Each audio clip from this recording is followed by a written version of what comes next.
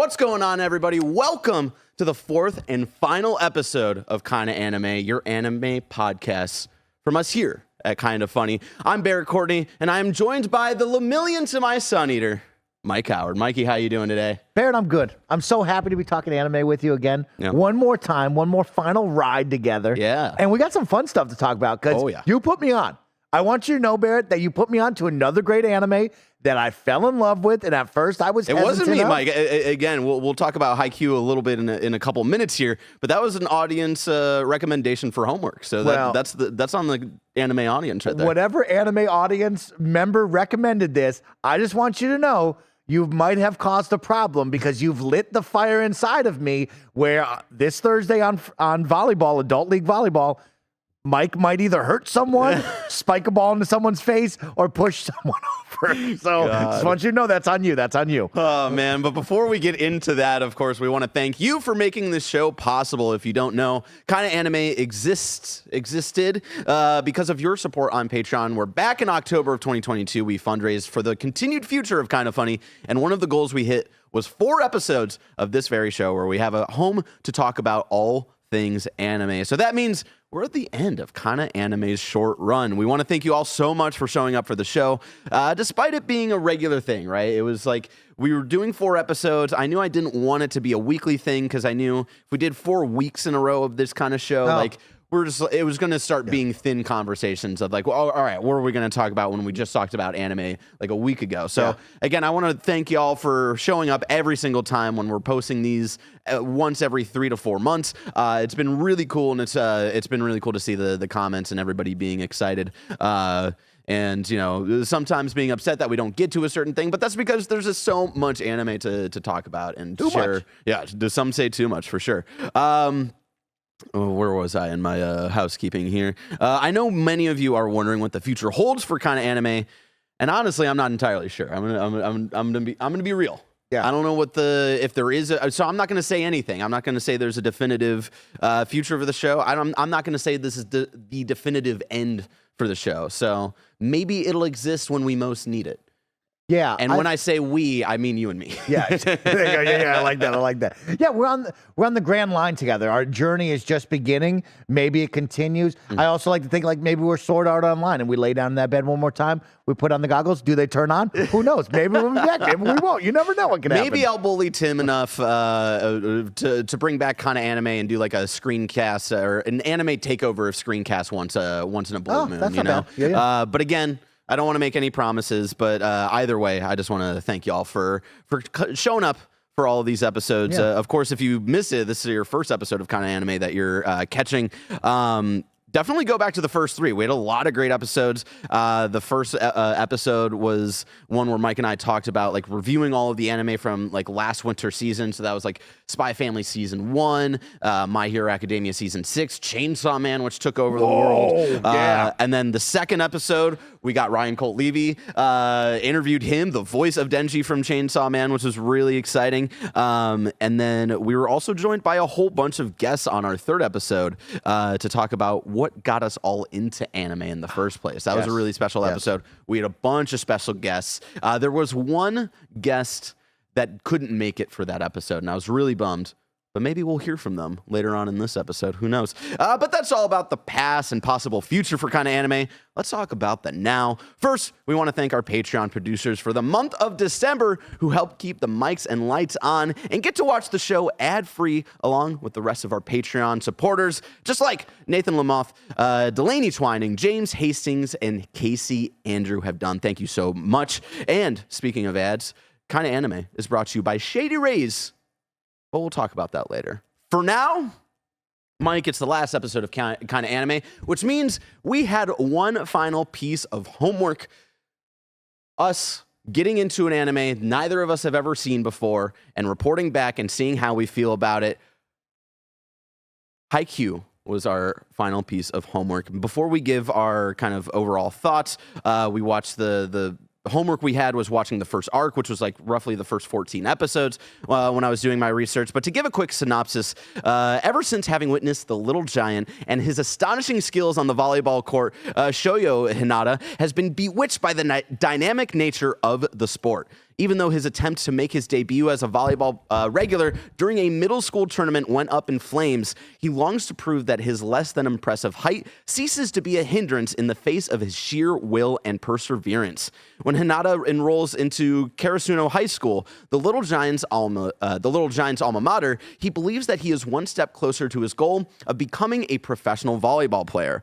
Although the school only retains a shadow of its former glory, Hinata's conviction isn't shaken until he learns that Tobio Kageyama, the prodigy who humiliated Hinata's middle school volleyball team in a crushing defeat, is now his teammate. To fulfill his desire of leaving a mark on the realm of volleyball, so often regarded as the domain of the tall and the strong, Hinata must smooth out his differences with Kageyama. Only when Hinata learns what it takes to be a part of a team will he be able to join the race to the top in earnest.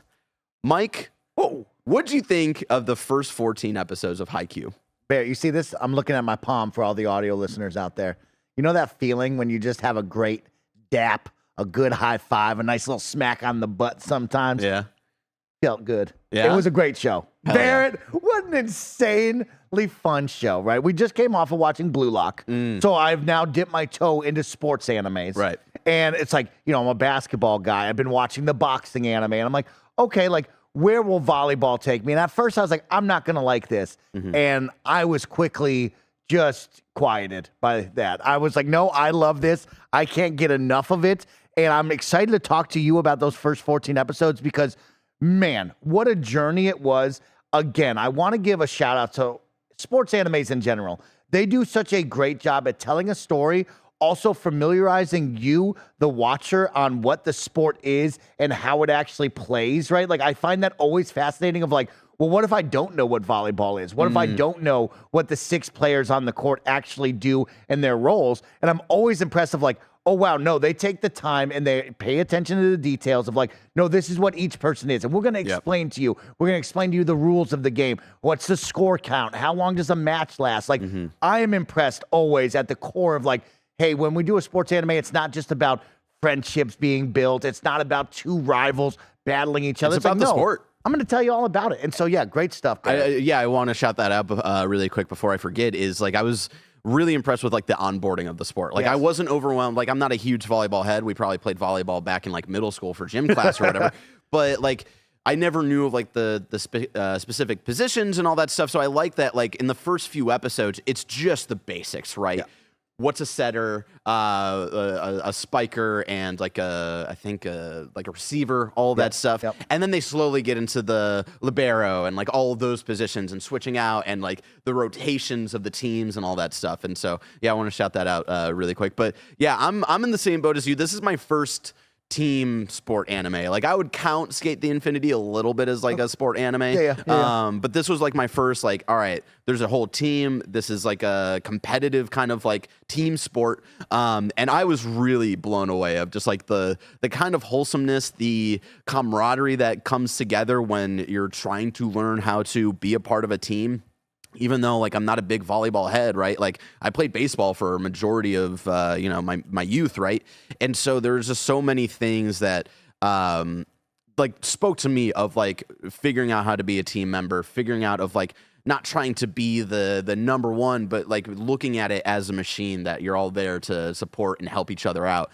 And I was just really blown away by just how good it all felt, even with the rivalry, like very early on with Kageyama and I always forget the main character's name, Shoyo Hinata. Like, I love just how much at first like they really don't like each other, but then like they earn their friendship eventually when they have to like, all right, they won't let us on the team unless like we know how to work together. And I love that they're just so in love with the sport that they're willing to let that stuff kind of like fall to the wayside just to figure out how to work together. And then that culminates in just like, because Hinata is so like not trained properly for volleyball and like the weird stuff that he does. And then them having this weird like mind meld moment where it's like, all right, like don't even look for where the ball is. I will get it to your hands. And Hinata has his eyes closed and just smacks it. And they're figuring out like their own way of like doing quick spikes and like all or quick plays or whatever that is, was just like so magical. And then like the slow kind of introduction of not just like what each position is, but also the character that comes with that, right? Like there was 2 members of the club that weren't a part of the team right at the beginning because one of them got like suspended for a week, so he wasn't allowed to be a part of clubs. I'm blanking on his name. I'll bring up his character up in a minute. But then you also Nishinoya is the libero who's like suspended and stuff, and then you have his buddy who was like the ace of the team, Asahi, which I fucking adore that man. He looks like a grown ass man, and I love how much they're aware of it because they make fun of him. He's like, whenever he talks to another high schooler, it looks like he's talking to his child. He is so like it was specifically his story that really resonated with me, of like someone who, because of a bad experience, because of like, for him it was like one game where he's just getting blocked over and over and over again, and he starts having the self-doubt and telling him of like, oh, I don't like doing this anymore. I've lost the love of the game. Yeah, and I like, you know, I don't know if I've really told this, or like one of the reasons I got out of baseball was because the last season I played, it was with a completely different team that I'd played with all throughout my childhood, and it would like that team just could not come together.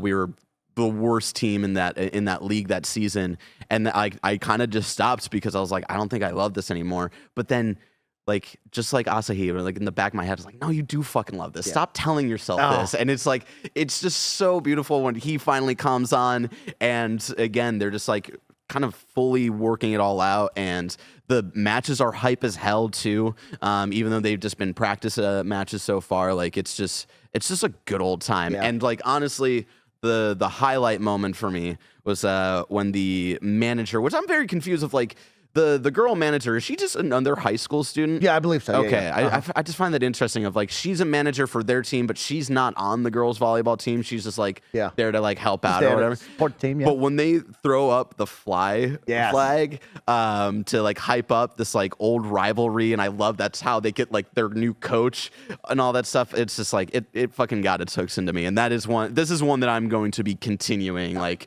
we did our homework, but I'm doing the extra credit now. Oh, yeah, that's only going to get better. And yeah, Barrett, you brought up so many good points.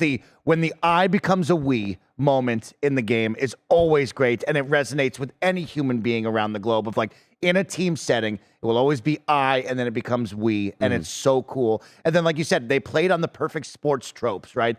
Hey, I fell out of love with the game. I had a bad game. I don't think this is for me anymore. And then the kid describes just smacking that ball just perfectly, and he goes, I know that feeling. I love that feeling. Or his homie who's like, yo, I let my friend down because he was getting blocked, and my job is to pick it back up, right? And I'm not going to play without my homie, so figure it out, right? And so the team comes together to get him to fall back in love with the sport, and then he's like, yo, my friend's back, which means I'm back. And then the best part is like, you have a bunch of first years that are coming in, and you have an older class. And I think one of the most beautiful ones is the setter, who is part of that dynamic duo, is the third. And he goes, hey, like, I'm not as good as you, and I have to accept that. I'm older. It's time for me to either switch up my role or move on. And I see that what's best for the team. And like, I think that was something that was so cool as you build into this, right? We know about the 2 main players, right? And we know what they're going to do, but they're first years. And when you start adding up, well, there's 6 people on the court, who's coming off, who's not here. And like,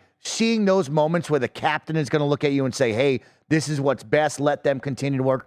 So cool. So much fun. And there's so many team members that we haven't gotten too much of yet. Like, there's a lot of like second years who seem to be like just bench players or whatever, who they're also like, you guys are just first years. Like, we need to have our time to shine as well. There's the tall blonde kid who is like kind of the kind of beginning rival where they had to like fight each other to see like who'd be like on the team and stuff.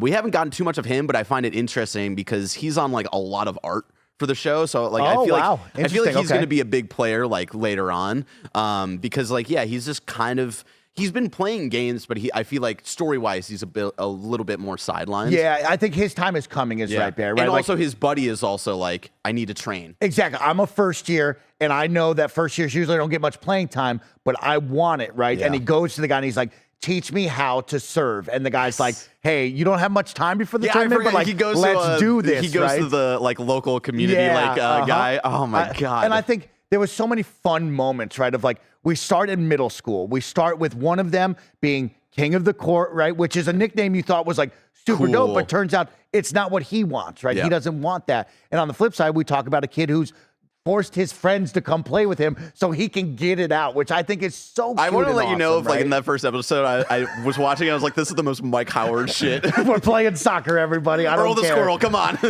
And so, like, you find that so beautiful, right? And then you get to learn and they grow together, right? Of like, well, how are they going to train? Who are they going to play against? Oh, well, the manager, he's got his just club team and he's going to bring in a bunch of bros to come play. And like, they're all going to get along. They're going to be like, yo, like, volleyball's fun. Like, everybody chill. Like, let's have a good time, right? And then we evolve into the only note that I have is crows versus cats in the battle of the garbage heap, which is so fun and dumb, right?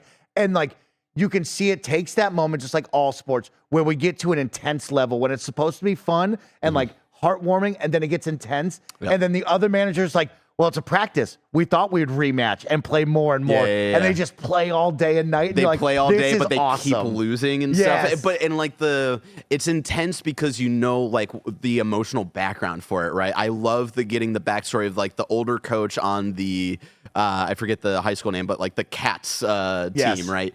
Getting his backstory of like, you know, even though that they are rivals, the old coach for the high school that Hinata is at, like, he respected him and he hasn't felt like that.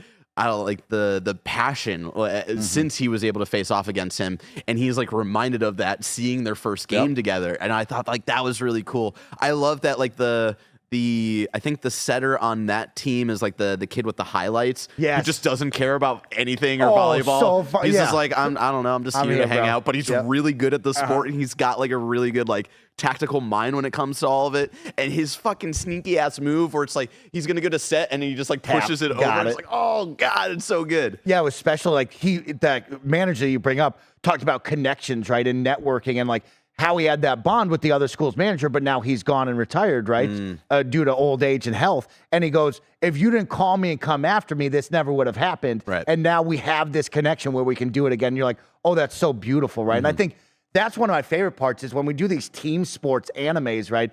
We see everybody come to blend together and you start to go, man, who's who? Where's going to be each one? Where are they going to go? Because for me, it's like, I find this so cool. We watched the first 13 episodes, but now my question is like, how far does this go, right? Because I didn't look, hey, when does this end? Because in my mind, it's like, well, we have 4 years of high school, and then like the dream would be maybe college or become a pro. How long can you go and build this? Because there's such cool stuff. Every time you're going to go play a new team, and who's their specialist? What do they do? I think it was so cool when you see King of the Court, seeing the minds of others and going, oh, he's reading us. We need to then adjust. Or, hey, they just brought the blocker up. Okay, now I want you to go back to the old school ways where I'm going to quick flick it to you. Yeah. Because before I had to slow it down.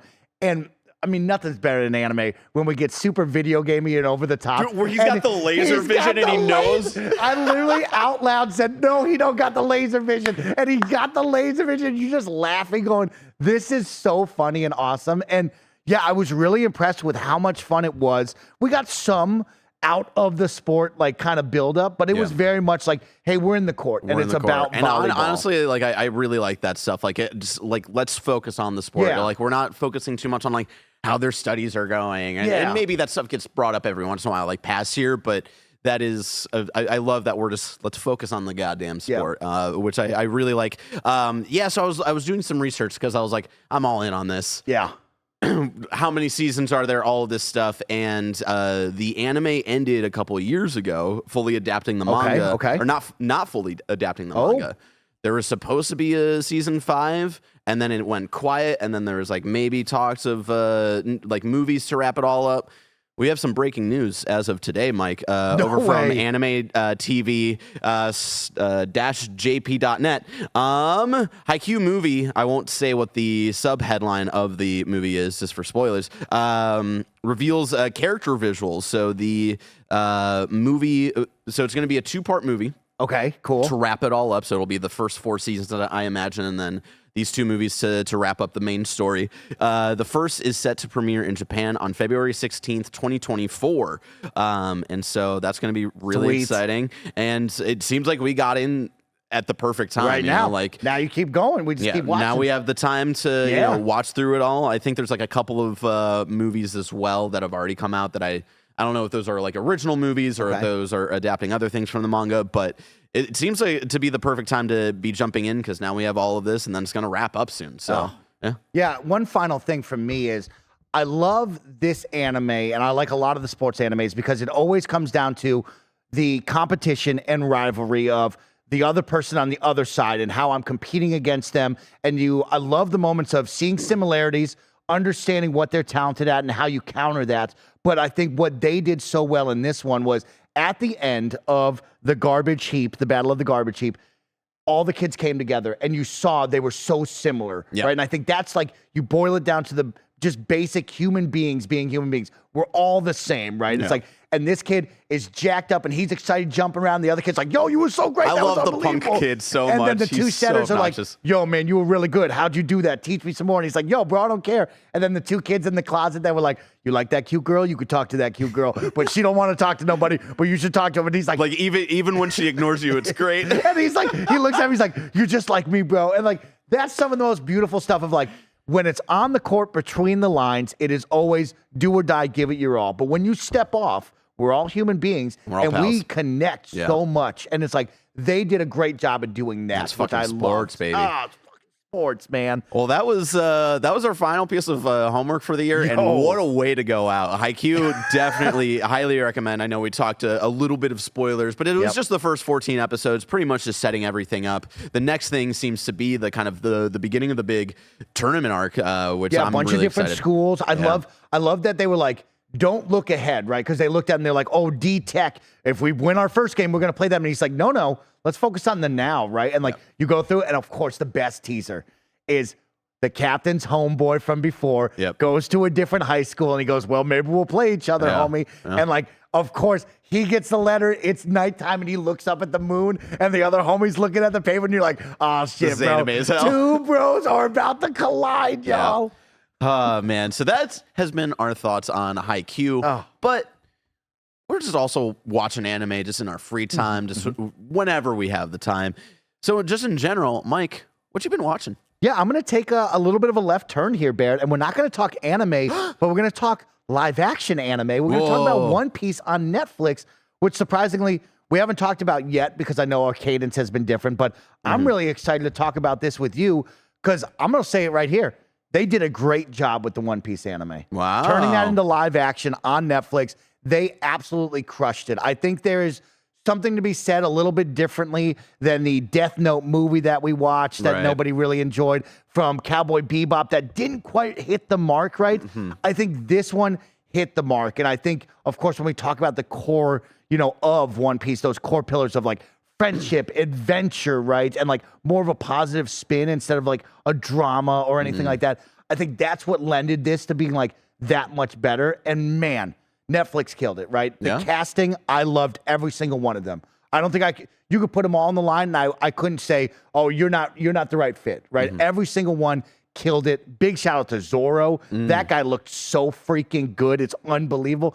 The guy that played Luffy, you can feel it, right? The fun, the lightheartedness of it all. The energy of it. Exactly. He had the right energy, and it was just like so perfect. And I also thought like the settings were so cool, right? Like we talk about going to the Baratier and like seeing this giant, like beautiful restaurant fish ship. And like the coolest scenes are like them on the back of the boat. That's the bar, but you're like on the water level is so cool looking to inside it. And then of course, going to Arlong Park, right, and seeing the fish guys and seeing Arlong, like that was some cool stuff, man. And so I think they did a really good job because when we talk about when you jump into One Piece, it is a lot, right? And what I love about the anime is we spend time. We get to know these characters. We create this story that could be 5 episodes long, 10 episodes long, but they took that first initial piece of like, let's get the crew together. 60 episodes pretty quick. And like what they did it in 10, 12? 8 episodes? 10 to 8, yeah. But I think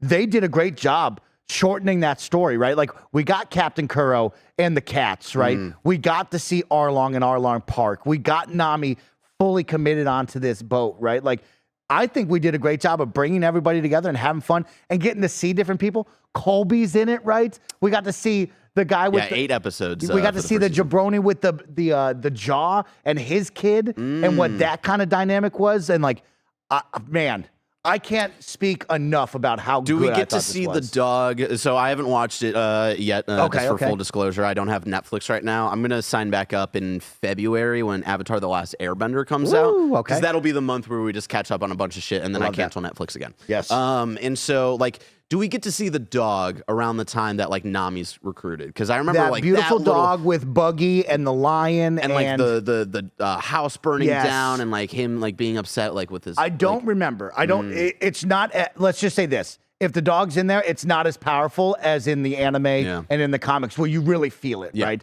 I don't think they did that because I think like when we talk about jamming all this together, right? You gotta make cuts But I and mean, stuff. I know. Buggy was awesome. Yeah? Arlong was awesome. Right.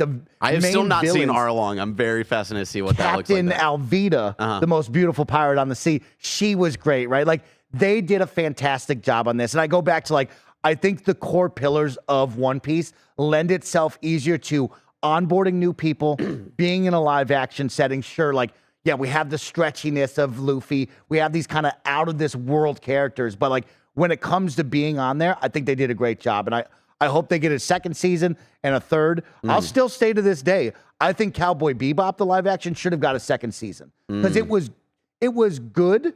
It could have been great. And I think they just need a little more time to revise it and be like, hey, okay, this is what you didn't like. This is what you liked, audience. Let's revise that. Because like those people, when you look at like their cast, they all looked fantastic. Like, and that story is moving and amazing. But I think, like it said, friendship, fun, adventure just is easier to be like, hey, new people, jump on and get on board, you know? And that is something I'll give to the credit of One Piece because I am a known live action anime adaptation hater. And so the one thing I will say to give to One Piece's credit without having seen it yet is like, I feel like this is the most I've heard people talking about this and talking about their enjoyment. There's so many people amongst our friend groups who have talked about like have never watched the anime but got into this and were just like blown away of like, yo, this show is just about like, even though they're pirates, just like random strangers doing good things for people and stuff. It's like, that's what the show is, just friendship incarnate, you know? And so it's been really nice to see our friends of ours like really get into it for the first time. I think Roger also watched it and he was really into it. So I will give Netflix One Piece a shot when I can. Give it a try if you haven't, like similar to Barrett. Of course, he's waiting on it, but like give it a try. I think it is really fun. I'm really proud and happy of what they did. And like you said, 8 episodes compared to 60, right, is very impressive to be like, take that, let's just squeeze it and still hit the parts that we need to hit. All the storylines that you need in there are there. So great job. As with what I've been watching, it's just pretty much the seasonal stuff that's happening right now, which right now for me is Spy Family Season 2. Talk a little bit about it. Tell me about it. Yeah, so Spy Family Season 2, I've been really loving it so far. I love that we're going outside of just the family, right? There's like a really great episode that just focuses on the younger brother who's like kind of a bully to Anya. Yes. And it's just a day of like spending a day with him kind of being in this like weird slump because he's like so fixating on like trying to impress his dad and like getting one of the stars from the school and all this stuff. And then it just turns into like a really beautiful day of like him and his 2 buds who like get in trouble on purpose so they can like be punished alongside with him. And then like one of the teachers like kind of like sees what they're up to. He's like, all right, we're going to go like hunting or whatever, like going on like a trip, like to camp or whatever. And just like them kind of experiencing the world and like, Damien is the kid's name. Of just like I love Lord Damien. Yeah, I love that kid. And just him just like taking a moment just to appreciate what he has around him, I thought was really special. So we're getting stuff like that right now. If you're watching, like catching up on the sub, we're kind of in like a longer arc because like Spy Family, I don't see usually is the show where it's like a story spanning over the course of like 2 or 3 episodes. Okay. It's usually just like one off of like, that's what here's a fun adventure type of thing. But we're doing this whole arc right now on a cruise ship, and it's really funny. Like it's just Spy Family continues to just hit on just the hilarious levels of just the scenarios. You're being a secret assassin. Lloyd being a secret agent from a different country, Anya, who is a secret telepath, who's the only one who knows everything that's going on, and chaos just ensues. And like, I think what they were able to bring in season 1, I think they are able to keep up in season 2, and I'm still having a blast. Still having a blast. Yeah, I've only watched maybe 1 or 2 episodes, but the last one I watched was she took a bullet to the butt, right? Yes. And Lloyd, of course, like the best is how they play off of each other because they don't know what they're up to. So he's always trying to make sure she's happy and like she's on the level because he's got to do his stuff similar to her. And she got her butt hurt and she's like, she can't sit down. She's in a ton of pain. And he wants to take her on a date and night. He has and all no this stuff. idea how to make her happy and what's going on. It's like some of the best. And right? I just love, like, just shout out to like this fake family that's eventually just going to become a real family. Of course. Because you can see, like, they really do all, like, they try to bury it down of, like, no, I've got my job. I'm supposed to be an assassin, or I'm supposed to be a secret agent, all this stuff. I'm supposed to be a spy. And they have these weird blurred line moments where they're like, wait, do I actually care about your? And like, oh, I gotta make sure Anya's happy for the mission, right? And like, they're just like lying to each other because they've spent, like, it's impossible to, even if it's in a fake scenario where you're having a fake family to go save or to prevent a war and stuff, it's impossible to not create feelings when you're in a situation like that, right? And so I'm fascinated to see like where that all goes eventually. Yeah. I don't know. I believe the manga's still going, so I don't know if they'll really ever get to it. Okay. If it's a thing where it's just like, you know, it's just fun adventures every week, I'm fine with that. But I feel like they are teeing some things up where I'm like, I want them to actually fall in love at one point. Question for you. You know, I think we really enjoyed season 1. Is this must watch? Like when you look at your friends and they're like, hey, I'm watching anime, do you say that Spy Family is a must watch? Or is it like, hey, here's a good one for you? I think like what line are we for at? Friends who don't watch anime, I would say this is like a good, like, watch this first. Okay. This is not too intense. It's not too flashy. It's not like the typical kind of shonen hero journey kind of thing. It is like a weird blend of like shonen action, but then also like kind of like slice of life type of stuff of just like, hey, we're hanging out and we're doing this little adventure or whatever. And I think it's just really cute. And so I would say like, I think it's a must watch if you're bogged down by all the typical kind of like hero type of shit. I like right? that. Yeah. Just to like kind of offset and like mix it up a little bit. So that's where I land on Spy Family. I think it's a much watch in our home because like the voice we give Lulu, our dog, is literally just Anya's voice, and it's something that Alyssa and I just sit down and we have dinner together and we watch that every week whenever a new episode pops up. So yeah, and then also been watching Jujutsu Kaisen season 2. Let me tell you, Mike, I was not ready for this season. A lot of people hot on this. People were, you know, shout out to Mara, a member of our community who's been trying to get us to watch Jujutsu Kaisen for a long time.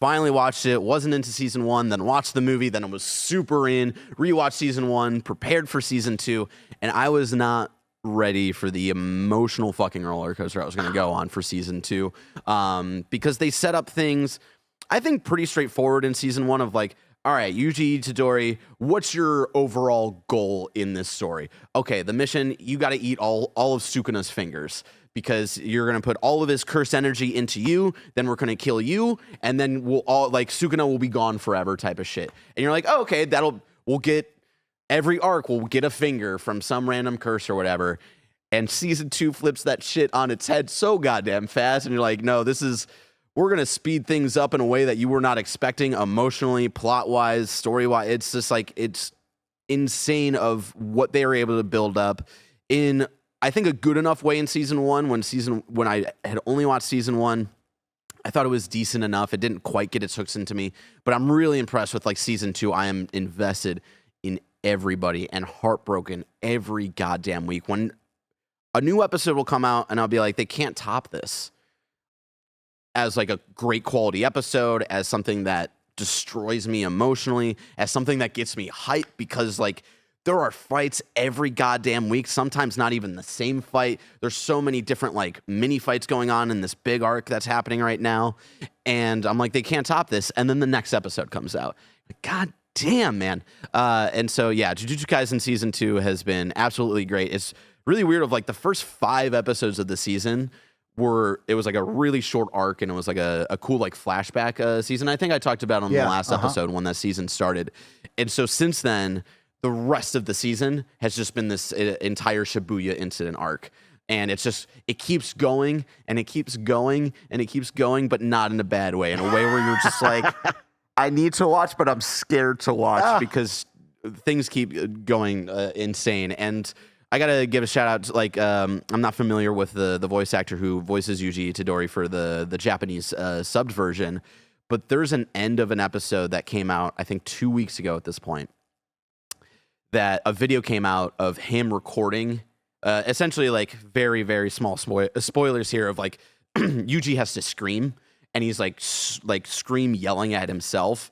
And the video went around of the voice actor in Japan. They have him literally all fours on the floor, scream crying. Wow. And it was like a fucking 10 out of 10 performance. I'm really excited for like the English dub. Like usually when a new season of anime comes out, I watch sub to like keep up to date as possible. And then like if I have enough time, I would try to rewatch the entire season in English dub. Cool. Okay. Shout out to our boy Ryan Colt Levy. He voices a character who isn't a major role, but he's in an episode or two early on in the season, so that's really cool. So I'm excited to go back and hear Ryan in that. Dope. But yeah, Jujutsu Kaisen season 2, blown away by it. So much so to the point that on the KindaFunny Next Gen podcast that by the time you're watching this came out this last weekend, I named it my favorite show of the year. Oh, not even just anime, wow. favorite show of the year. That's awesome. Yeah. Oh my gosh. Shout out to Jujutsu Kaisen. Mike, we have a big topic of the show to wrap up the year and this run of Kinda Anime, but we're going to shake up the order of things. Before we get to our big topic of the show, where's the One Piece? Oh, baby, where's the One Piece? So, if you don't know, we'd like to check in, not to like dive deep into like where we're at and like break down what saga Mike is in now or anything, but we're big One Piece fans. And so Mike and I have been trying to keep ourselves honest and try to keep ourselves motivated to continue on the everlasting journey of watching One Piece. Mike, on the last episode, I believe you were on episode 299. Where are you at now? I am happy to report that we are in the 300s. We have now just left Thriller Bark. I have closed the chapter on Thriller Bark. Of course, as many of you know, it goes Water 7 into Enies Lobby. And then after that, we go into Thriller Bark. We add a brand new crewmate, Brooke, who is very fun. He's the skeleton with the afro. Oh, okay. I don't love Brooke. I like Brooke. Okay. I think it's tough for me to love certain people. I love a lot of them, you know what I mean? And then it's like, and Brooke you is spend good. so much time with everybody else. Yeah. And I did some research. It's very interesting. We add all these people by like 300. And then after that, we're going to go on like 700 episodes of not adding anyone. So we're going to really grow with this crew, right? And so Thriller Bark was very cool. At first, it gives me very much like Scooby-Doo vibes of like, oh, we're on a mystery because there's zombies and it's like this haunted castle. I've seen the gif of Luffy just like trying to put a zombie back into the grave. Yeah. And it's fun. It's exciting. And it's very cool to see the crew who just really came together after Water 7 and Enies Lobby, who went through some really tough times. Now to be faced with a question of like, how do we battle this person? How do we come together and do it all over again? Because the guy, you know, we meet another warlord, which was very cool. That's always a big moment. He's stealing people's souls, and he's able to put them into zombies that then have that person's souls and can be super strong. And so he takes all the crew members' souls, and we got to get them all back in a fun and hilarious way. But it is really special. It was a good time to get through Thriller Bark. I know a lot of people are mixed on it, but I had a good time, right? I'm surprised that every time I walk out of these bigger arcs, I say, man, that was really fun. And we've added a new crew member. I will say it was tough to get through, Barrett, because Brooke has ties to Laboon, who, if you remember, is the whale that we left at the Grand Line. And I will tell you that there was many times, Barrett, where I had to stop the show and come back 2 days later because I was crying. And I was like, I can't do this if we're going to do this, you know? And I can't believe that comes back. It's gonna come back in a big way, Bear. Get ready. And that one's tough to deal with. But overall, it was a very fun arc. I enjoyed it. We are now at an interesting point of There was some filler episodes there telling some fun stories. And now we're on to the next one, which is Fishman Island. And so where I currently am is we have hit the dead end of the log post, but don't know where to go. Oh, shit. Because the log post is pointing at exactly where we are. And it's like, okay, well, where do we go, Nami? What's the dealio? And so very exciting stuff. Yeah, another cool positive is I'm 100% going to be buying the box sets of the manga. And so be prepared. I'm going to start buying these big old box sets for my house. You know, you could just get the Crunchy, or no, not the Crunchyroll app. What's the app that I have? The Shonen Jump app, and then you can just have the entire series on your phone. I want the books, Barrett. Right, and I don't want to read the books. I just want to have them as on the background. Nice. Where I was at on the last episode of Kinda Anime, I was on episode 87. So I believe I was in the beginning parts of meeting Chopper, or like in the middle of meeting with Chopper. With the doc? Yeah. Yes, Uh-huh. with the doc. Finished that arc. Really good. I understand why everybody wants that certain actress to play. You want Jamie Lee Curtis to play the Doctor. Yeah, because she's a fan of One Piece. She loves Chopper. She's good. I think she'd be great for that role. And just like everything, like anytime a new character, whether they stay with the crew or don't, whenever you get a backstory into them, it's always heartbreaking. And Chopper's might be the most heartbreaking yet, with like him believing that he made a cure for the doctor who was training him, because he sees the pirate logo of like the skull and bones as like a positive thing. So when he sees that in a book, he's like, oh, that's a good thing. And it's really poison. And the doc knows like that's what he taught him. So he just takes it anyway. And it's like, fucking Christ, man, that ripped my heart out. But now I'm on episode 120, so I'm wrapping up the Alabasta saga. No way. With the kingdom. Yeah, I'm like, we're back in the city. Everybody, like, he's obviously not dead, but everybody thinks Luffy is dead because, what was it, Croc killed my him. favorite. And so we're in like the final kind of stretch of like, all right, people are showing back up in the city. I imagine Luffy will be back soon, and it's going to be like the final showdown with Croc. I've been really loving it. The blue-haired girl who's from this the princess is what I call her. From this country. I really loved like getting her backstory and like learning about I believe her childhood friend like Koza, who becomes like the leader of like the rebellion and all this stuff. A lot of just great commentary on just like, I don't know, the failings of just like when so much power is in control of like very few people. I really loved that. So wrapping that up. Hopefully soon. I've been busy with the seasonal anime, so I'll get back to it eventually. But you're on some good ones. I mean, the Chopper part is beautiful. The ending of that with the beautiful cherry blossom trees, like that was powerful. I love that. And then Alabasta, I mean, the cute duck that they're riding on. Awesome. Oh my God. The duck squad? Are you kidding me? I mean, come on. And then Crocodile, who is just the baddest, bro, drying people out like that is scary. Yep. And then, of course, we get Robin introduced on that. You kind of get a little bit of like what Robin, these guys doing. Love, And right now she's part of Baroque's works, so I'm interested to see like how she goes from there and like helping Croc over to like. I know she becomes a part of the crew, so it'll be. I'm excited to get there. Yeah, it's funny because you get like some like behind the scenes like stuff going on, and that's always exciting, is right. But I do feel like she's got some ulterior motives there. But that's where the One Piece has been.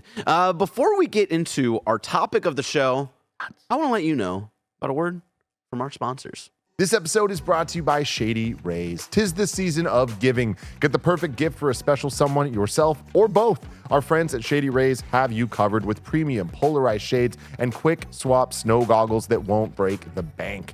Shady Rays is an independent sunglasses company that offers an unrivaled product that's just as good as any expensive pair we've worn. Y'all know I've been outside in the sun a lot playing Pokemon Go, and it's such a great experience wearing Shady Rays when I'm out and about looking dope. And that's not all. Every pair of sunglasses is backed by lost or broken replacements. If you lose or break your pair, even on day one, they told us they will send you a brand new pair. No questions asked. Exclusively for our listeners, Shady Rays is giving out a very merry deal for the season. You can go to shadyrays.com, use code KindaFunny for 50% off 2+ pairs of polarized sunglasses. Try for yourself the shades rated 5 stars by over 250,000 people by going to shadyrays.com, using code KindaFunny, and you'll get 50% off for 2 or more pairs of polarized sunglasses.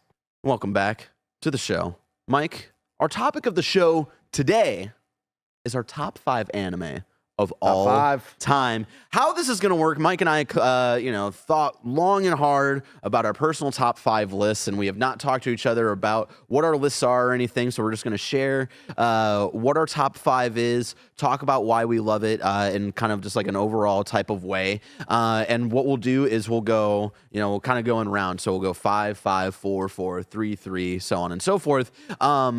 But something that I have stolen, I believe, from the former Waypoint crew, the current Remap Radio crew, is whenever they share their like personal top 10 games of the year or something, whenever there's something shared, like a crossover between 2 lists, they wait to talk about it. So, for example, if my number 5 is Spy Family, and you have it somewhere higher on your list, you're like, hell yeah, I love that it's on your list, but I have it somewhere higher. And then we don't talk about Spy Family at that point. And then we go on, and then it's like, all right, Barrett, my number 3, Spy Family. And that's where we talk about Spy Family. Okay. So we can save the conversation and have it at the time where it's like the most passion is going to come out of it. So again, shout out to, I believe, the former Waypoint Radio crew and the current Remap Radio crew for that idea, because that always stuck with me, and I thought that was cool.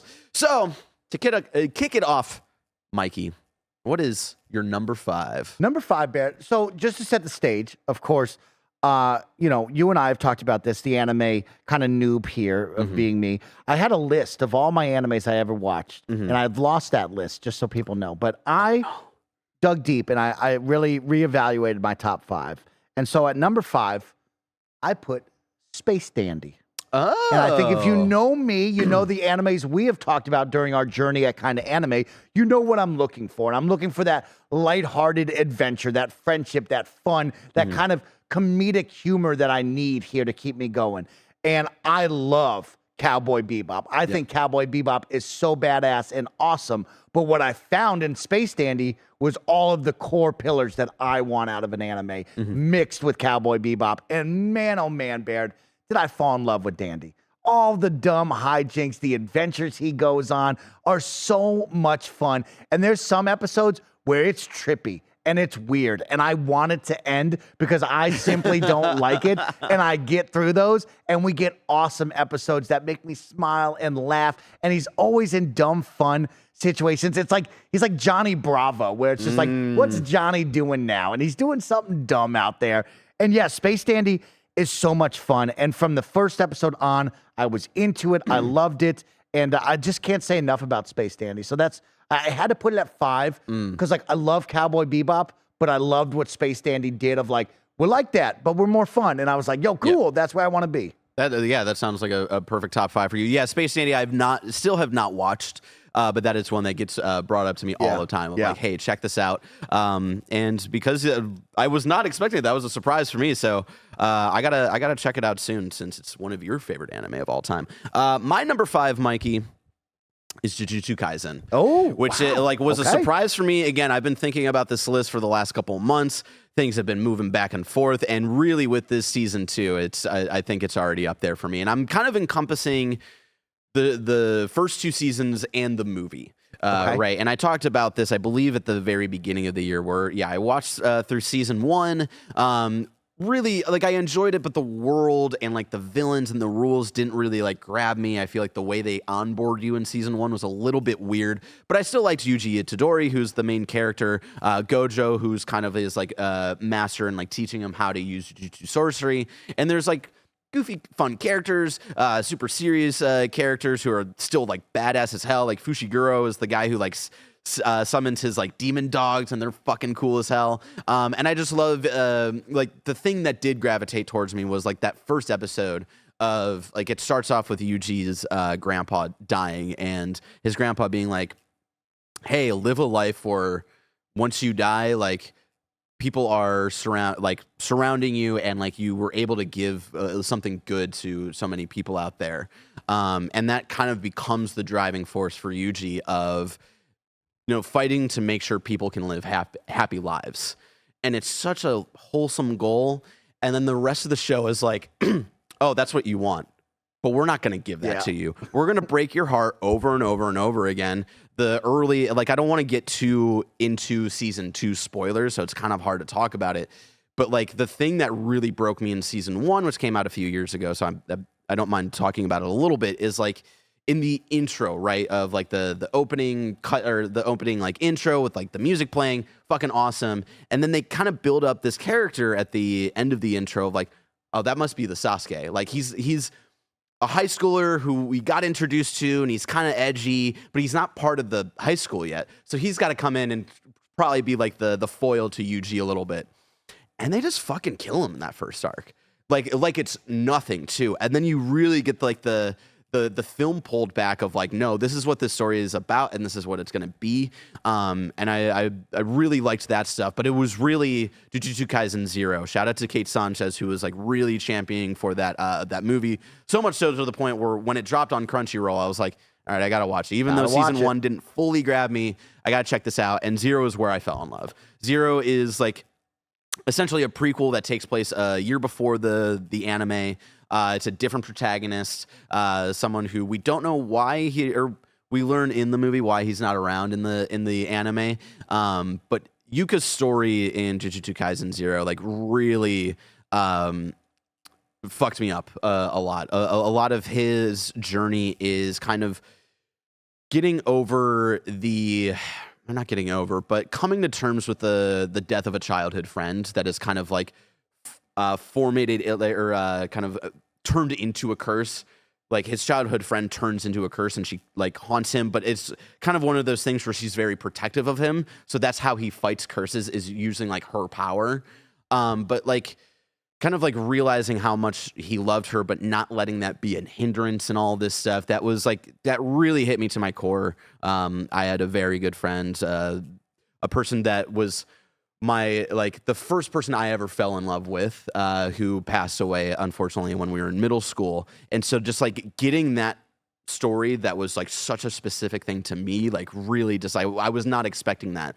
So in that movie, you've got me on the emotional side of things, of being really invested in these character stories. I think they onboard the villain a little bit better as well with Geto, because he's kind of introduced in season 1, but you don't know really what he's about, but you really get that stuff in the movie, and a little bit more in season 2. And so that started to be sold on me a little bit better. You have the second year characters like Panda and Maki, and I always forget the guy who only says like a word, but he speaks in like sushi roll ingredients, because when his curse power is whatever he says, he'll make you do. So he's like, when he's fighting a curse, he's like, get smashed or something, and they like flatten and shit. It's so goddamn cool. Yeah. But it really wears out his throat. So that's why he tries not to use it super often. So that's where I fell in love with those characters, and that all boiling into season 2 and where season 2 is at. And again, season 2, I really did not expect what we were getting, and just the tragedy after tragedy that's happening, to the point where I'm like, where do you go from here? And again, I think that's a testament, even though we're only in season 2, I believe the manga is still going for Jujutsu Kaisen, of like, that's why it's already a top 5 for me, just because I think what they've had so far is just so special. And again, our hearts go out to Studio Mappa. Employees of Studio Mappa have been coming out and talking about like just the terrible working conditions that they've had over the last couple of years. Because the joke has been like, Mappa's doing way too much. How are they doing everything? And it's like, turns out by, overworking their employees. So they've been working on Jujutsu Kaisen, Chainsaw Man, Attack on Titan, like all of these really big anime. Okay. I just want to say, like, it sucks that they have to go through that, and I hope that the employees can find a better way to like make this beautiful stuff that they create, because it's really impressive, and I hope that they in the future can get like better working conditions there. So I felt like I needed to shout that out. I like that. But with that, Mikey, what's your number 4? Number 4 is a fun one. It's Skate the Infinity. Yo, man. Fuck yeah. We got to talk about it because I think it's so much fun. We talk about these sports animes, and then, of course, this is like action extreme sports, right? But like, it is so cool to see the underground Fight Club-esque, like everybody puts on a persona, like skating thing. Like, it is fun, the downhill skating scene. I really, really dig it. And I love the guy coming from the snowboarding background and meeting his friend at the new school, and he's a skater, and then they become friends, and he's like teaching him how to skate. We had all the hijinks at the school of running away from the security guard. Oh, yeah. Then we got the big payoffs of like, oh, now we're ripping it down the hill and competing. Like, it was so cool. And so for me, Skate the Infinity is always on the back of my mind. I am so glad that we now get a season 2, which is exciting to look forward to. Let me see if there's an update. I know there's a season 2, but I don't know if there's those any two date. jabronis just make me smile. And I love the cast and characters. And I love how intense it gets in the middle of the night that like we're ripping down, just downhill skateboarding and going wild. I love that stuff. Still no other information on it has been released, but it was announced back in August 2022 that there would be a second season. So we'll see where that goes. But yeah, I love that. Skate the Infinity was such a fun one when you and I kind of like, I forget who put us onto it, but I remember that like that was our Anime Wednesdays where we check in every week and talk about it. I grew up skateboarding, and there's a little bit more of like the scene that they're in is a bit more like competitive, like downhill racing. We were just like skating just to skate. But I loved that like kind of competitive nature towards it. I also love just like they're not going to be very blatant about it, but all these boys just want to kiss each other, and they just share their emotions through the power of skating. And I love it so goddamn much. Like a friend of mine posts about them all the time. Like, but the big buff dude with the green hair, and then the wrestling guy looking guy, and then like the like slim pink haired dude. Like they're definitely in love, and they also like argue like an old married couple and all that stuff. That's a great one. It's just a fun time. I really enjoy that one, and I'm looking forward to sharing my top 3. So what's your 4, Barrett? My number 4, Cowboy Bebop. Oh, nice. Great. Yeah. Cowboy Bebop. Honestly, it's a classic. Like, I don't know if I could really say anything else that hasn't been said. I did a rewatch of it recently just to see. Like, I know it's a favorite of mine, but where does it truly rank and all this stuff? And honestly, I think it's a show that's just so beautifully sad. It's a lot of it is. I love the way that the story is told, because a lot of it is just like adventure of the week kind of things. What's Ed up to? I'm blanking on all the names because I'm terrible with names. But what's this character up to? Or let's go on a bounty this week or whatever. But then there is a subtle kind of like overall story with God damn it, I'm with Vicious. Yes, thank you. And that whole little like mafia-esque vibe of all of them. And like what happened with all like where's that going? And I love that. Honestly, it really hit me this time around where it's not really about that though. I love that story feels like the aftermath of the big event that happened.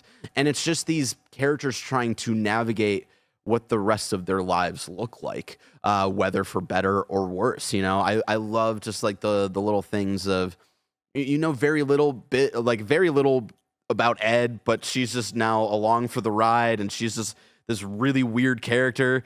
But then you do eventually like get the reunion between her and her dad, and even like the backstory. Hold on, I got it with Faye, and like the Faye stuff breaks my heart every single time of seeing her childhood videos back from when she was alive, like before all of the like stuff was really popping off, and it's like having that like weird character thing where she's nostalgic, but she can't quite remember everything of like what she's nostalgic for.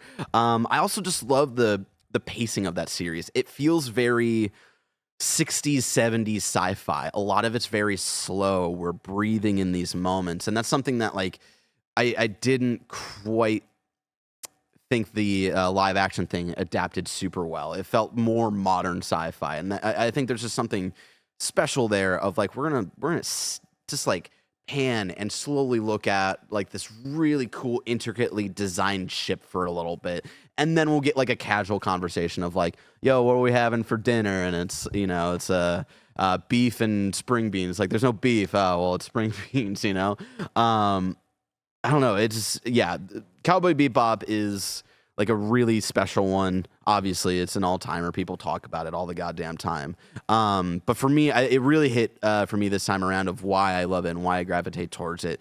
It feels so much like Batman the Animated Series, like mixed with Star Wars. Oh, where I it's like just that. like weird adventure of the week. Again, like kind of like not beat, action. It's just like let's kind of build things up, but also with the fucking cool futuristic cyberpunk aesthetic kind of thing. And honestly, one of my favorite episodes still ever is the guy who sees Spike and he's like, kind of like the way he fights, he's like so impressed by it.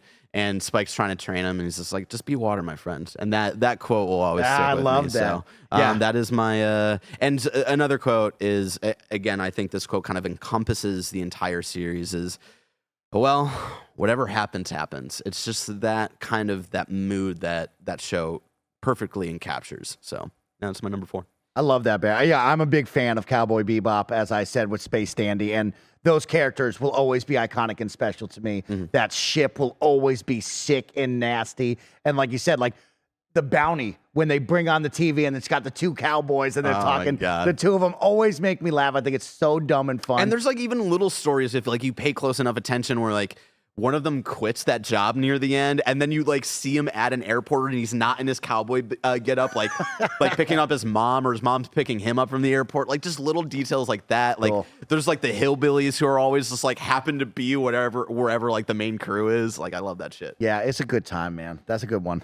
Mikey, what is your number 3? So this is the fun part, Barrett, because when we come to my top 3, I think my top 3, when we talk about my top 5 of anime, my top 3 are solidified.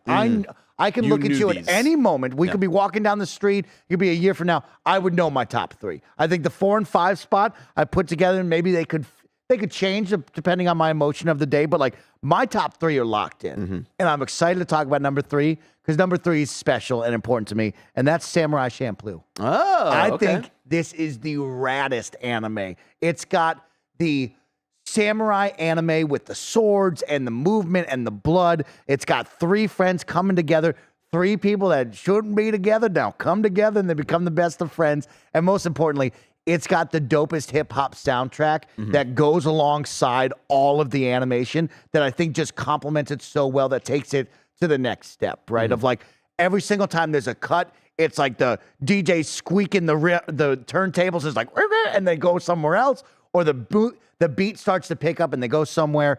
I just think that I love Samurai Champloo. I love Fu, Mugen, and Jin. I think the 3 of them together are so fun, and how they come together, and Fu going, hey, we got to go find the samurai that smells like sunflowers. And they go on the long road and journey with each other of doing all the different things. I said the hip hop music. I mean, it's just flashy. It's special. It's cool.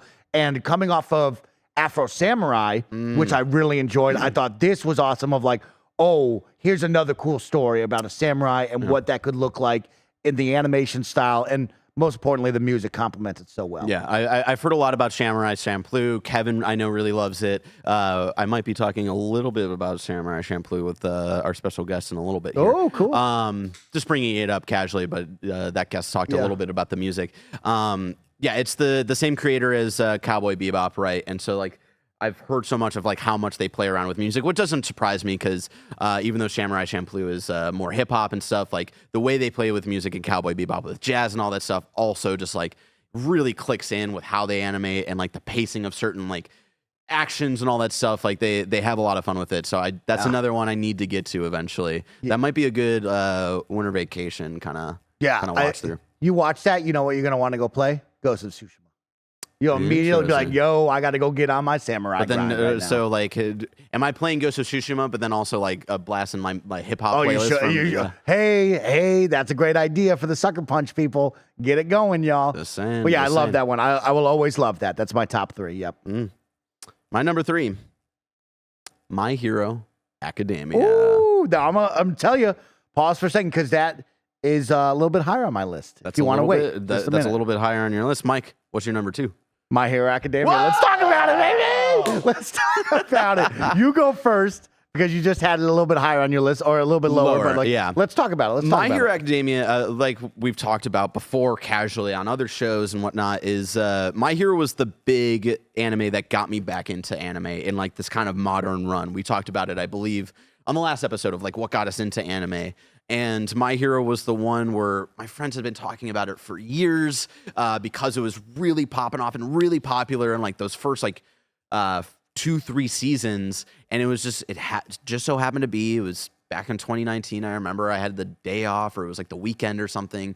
Alyssa was out of town, and I wanted to play video games, but I was eating a sandwich, and I was like, I don't want to get my controller sticky. Let's put something on to watch. And I was like, you know what? Everybody's been talking about this My Hero Academia show. It's on Hulu. Let's put it on. And I didn't get to my video game that day. I just binged all of season 1 of My Hero, and I did like a whole tweet thread that like really blew up because people were super stoked that I was getting into it. It is really just, I think it's such a special show. I know there's been a lot of, in recent years, of, the hype kind of dying down for it, which I can understand in some parts. A lot of people don't love season 4. Season 5 for me was like the frustrating season of like, let's just get to I don't need class 1A versus 1B right now. I want to get to the big stuff. And then now as a current manga, like I'm catching up on the manga every week or whenever new issues come out. I am a little bit scared of how like the anime is going to end. Because it's a little bit messy, I will say, but there's still some great moments that'll make it worth it, I believe. But I don't think none of that can take away those like first 3 seasons and getting to know not just Deku, but like Todoroki, who was like learning about Todoroki's backstory and like his struggles of coming to terms with the power that he has within himself. And seeing too much of his dad, that struck a chord with me. And the moment of Deku yelling at him, "It's your quirk, not his." That was the moment I fell in love. That's when I was like, me goosebumps. I've been really liking the show so far, and that's why I'm binging it. But that was the moment where I was like, all right, I'm all in. I fucking love this show. And when it comes down to it, whatever the legacy of this show is, the core of it was these kids who just want to be heroes, these kids who just want to help people. And obviously, there's some underlying commentary on like, well, like this is heroism, like capitalized essentially. Like there are maybe too many heroes because they just want to make money and all this stuff. But like these kids that you focus in class 1A really just want to be heroes, and they're not going to be swayed. I love just like the left turn. And I know we're jumping around and talking a little bit spoilers here, but the left turn of season 3 and Bakugo gets kidnapped. In Naruto, like if it was Naruto, Bakugo's getting like turned to like the evil side for a little bit, and then it's like trying to bring Bakugo back. But Bakugo laughed in the faces of the villains and was like, I'm trying to be a hero. Fuck y'all. I don't care that I come off as aggressive. I'm trying to be the #1 hero. And yeah, I think the Bakugo's story is also very beautiful, and the way that they've developed him, starting as a terrible bully who tells Deku to go kill himself in the first episode, to honestly like one of the most beautiful characters in season 6. There's just like a lot like that, and even if it's a smaller character, they get an episode or two that just makes you love them. I love Lemillion, I love Kirishima, all of that crew. I just absolutely adore. Mike, pop off. You're the best. Yeah, My Hero's peak for me. I mean, we were talking about living in a world, being an average jabroni. Superheroes are all the craze. Yep. And so the idea of jumping into a superhero story right here is so beautiful. And like you said, Midoriya and Bakugo being the start of this, and then that world continuing to open up bigger and bigger, I thought was beautiful and awesome, right? Like for me, I love the tournament arc. I love seeing the new kids in class 1A. I love being introduced to a bigger world, right? Like sometimes in these animes, it feels like, oh, this is just our tiny little world. We're never going to look outside. But like, it is so cool when My Hero says, no, let's start introducing you to even more, right? So then we see class 1B, we see the school, we see the community.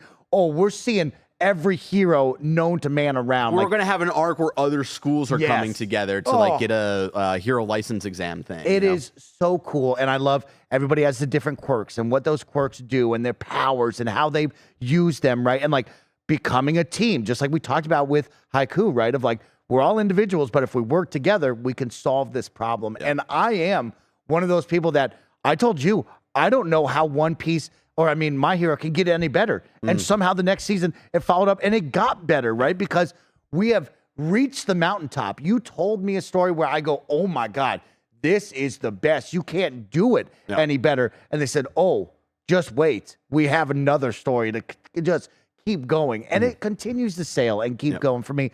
And so, yeah, I will always ride or die for My Hero. I love it. I'm having so much fun with it. I'm invested in the characters. I love meeting new characters like the bunny lady, right? Like we get introduced to characters where you're like, oh, who's Mirko, this shout out person? Mirko. And all of a sudden, boom. Mirko's like the MVP of like the war. This lady's taking over. I'm like, yo, I love this lady, Her limbs right? are being like ripped off, and she's like, "Fuck you! I'm still gonna beat the shit out of you." Then I got the Fat Gum guy, and I'm like, I'm not gonna love Fat Gum. And I'm like, God damn it, I love Fat Gum And for now taking he's care hot. of those kids. Yeah, like, man, I love all this. I love Hawks. I even love the villains, right? I love Yes, what I they're wanted to trying shout to. that out. They're trying to find themselves, right, Yeah. and like navigate like what they want and what they deserve, and also like how they've been treated, right? And like we Yes. talk about twice and how powerful that story was, and like falling in love with the Toga, who I love, right? And like just that blend of all of those kids together, where it's like, I know you're bad, but I get it, and like I respect y'all and I love y'all for I wanted it. to shout out the villains because that's something that, like, eventually Alyssa, my wife, got into My Hero. It took her a little bit, but like I think it was the performance where they're doing the band stuff, and she was like, "Oh, Bakugo, like the fucking mean kid is the drummer." All right, let me go. Yeah, Let me run it back. Like, let's watch all of it. Something she was really impressed by, and that's how I know it's something that is really impressive about the story. Is she's usually villains she doesn't give a shit about. She's more invested in the heroes. Fucking kill the bad guy, fuck him, whatever. But she is actually invested in these villains and in their backstory, and like is heartbroken on like how some of them were raised or brought into society, ignored by society, and thrown away. And I do love that. Of like, there is a bit of commentary of like, yeah, on one side it's very all like happy-go-lucky, we're training these heroes, but villains exist for a reason, and we need to look into that and why that happens. So yeah, I wanted to shout that out, and even to the point where like my fucking dad watches this show. Yes. Like that's what, like I think My Hero is such a. I would say like My Hero's, I think, the perfect first anime for a lot of people who are a little bit like, anime is not for me or whatever, because it is such a good take on like the hero genre, like literal superhero genre, that I feel like is more dominated by like Western stories. Correct. You know, Yeah, it's one of the, I think it is the only anime where I usually end a lot of the episodes crying because it is built up so perfectly and the payoff is great. And like villains like Stain, where it makes you think for a second, and like, you know, they got to get out of it because they're the good guys, but like, man, you're worried that they're not going to get out of it, right? And like, there's moments like that. We've been complimented by great movies alongside of that. And this is a series similar to One Piece where I never want it to end. I am one of these people that looks at My Hero and goes, don't end it. Go to the US or go to South. I don't care where you go. Follow either the characters that I love or like Dark Shadow. I want Dark Shadow when he's like 28. Where it's like, oh shit, what the fuck is that bird guy doing, bro? He's doing some crazy shit. I'm sorry, I don't think that's gonna happen, Mike. I am know. one of those people that says My Hero never end. You have other stories to tell. We have kids to follow. Just keep going. But like you said, We'll all eventually good things have to come to an end. All good things have to come to an end. I know the mangaka Horikoshi has been super burnt out the last couple of years and has been just trying to end it so he's not like fucking up his hands and wrists every goddamn week, because the art that he does every once in a while is just goddamn insane, the amount of detail that's in there. But even though My Hero will eventually end in the next couple of years at this point, I think like definitely like manga, I think it's probably going to wrap up in the next 6 months, and then the anime is soon to follow.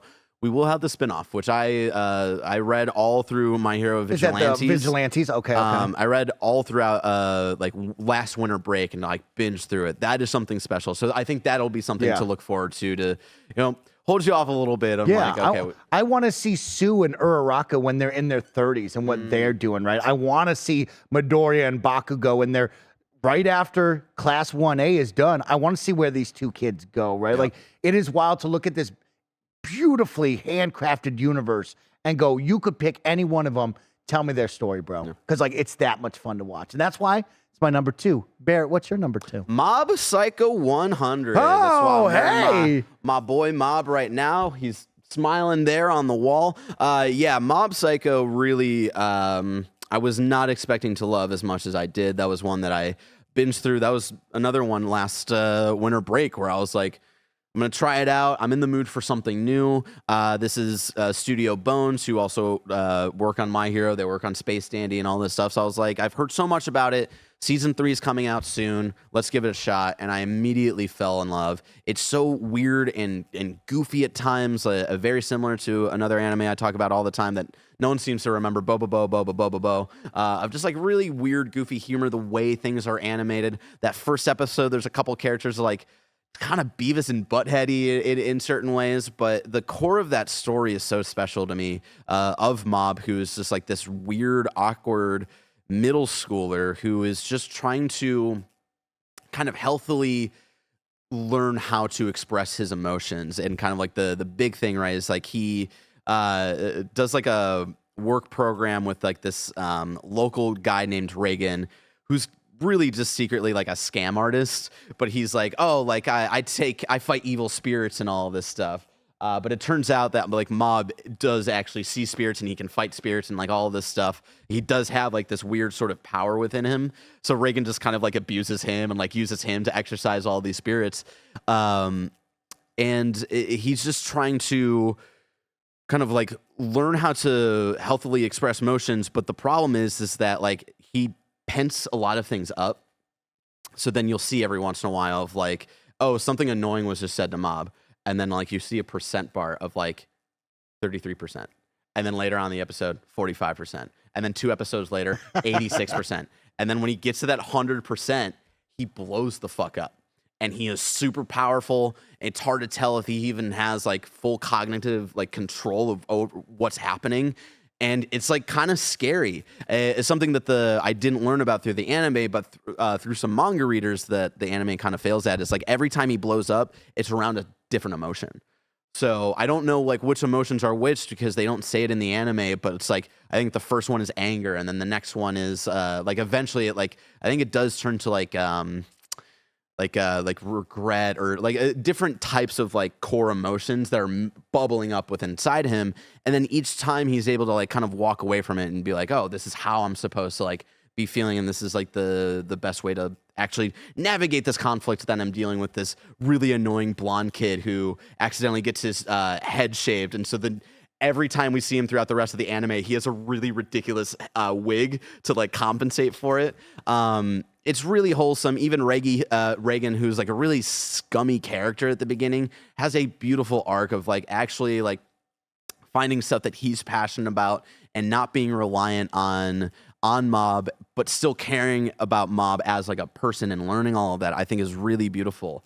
I brought it up at the very first episode of Kinda Anime, but it was funny to me when, you know, that was around the time that season 3 was wrapping up.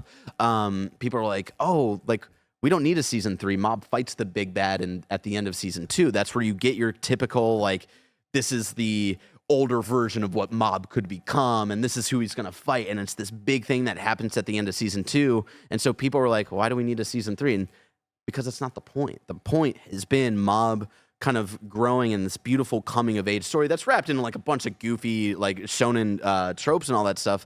But I like that it kind of flips that on its head, where the entire 3rd season and final season is about Mob's relationships to these people and how they've evolved and changed over the course of the story so far. And Mob finally having that moment of there's a reason why he's had all of this pent up emotions and why he hasn't been able to healthily express himself. He's most of the time just a really quiet, mostly polite kid, but then he like blows up every once in a while. It's like, what is the disconnect? Why are we not healthily kind of like sharing our emotions? And it gets to the core of that, and it's so goddamn beautiful. Where it's just like he just like it ends with him healthily crying. And it's not this big moment. It's not like he blows up and he's at 100% again. He's just crying, and it's just like a good cry. And I'm sorry, that's a little bit of spoilers near the end, but that's just like, it's the core of what that story is about, and I find it so goddamn beautiful. And again, ridiculously animated moments. Again, Studio Bones, which I don't think it's going to be a huge surprise. Your bottom 3 are all shows animated by Studio Bones, and my top 3 are all shows that's cool. animated That's by Studio really Bones. cool. And a lot of the teams on all the different shows that they do are really, really good at what they do. So that was Mob Psycho 100. That's cool. Mike, before we get to our number 1 favorite animes of all time, let's take it over to our special guest, Tamoor, Hussain. And welcome to the show, GameSpots/Giant Bombs, Tamoor, Hussain. Tam, how you doing today? I am very well. I'm very excited to be here to talk to anime about. Hell yeah. I just shuffled my words there. Talk to anime about. Talk to anime about. Talk to you about anime. You could tell I'm still like Who are waking you up. talking about to anime? Talking about to anime. To anyone that will talk about to anime to me. Hell yeah. Tam, we tried to get you on the last episode, the Yeah. big guest episode. Schedules and life and all that stuff got in our way, but I'm excited to finally have you here. They continue to get in our way. We're supposed to record Wednesday, but now I'm here. I know we're recording like right on like the cusp of like the Game of the Year season. It's also the Game Awards season. And for those who may not know you, right? You're a host and on Giant Bomb, but then you're also part of the editorial team over at GameSpot.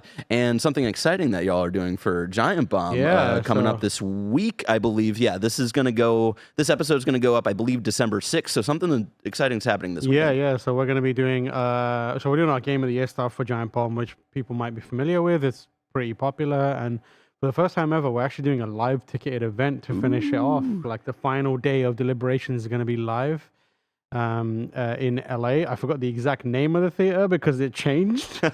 So I've got such a bad memory. And then I spent ages committing the name of the original to the head. And then they were like, we sold a lot of tickets, so we're going to have to move you into a bigger venue. I think it's called like the Telegram or something like that. You can go to Giant Bomb on Twitter and see where it is there. But I think there's still tickets on sale. They were basically like, oh, we sold it out.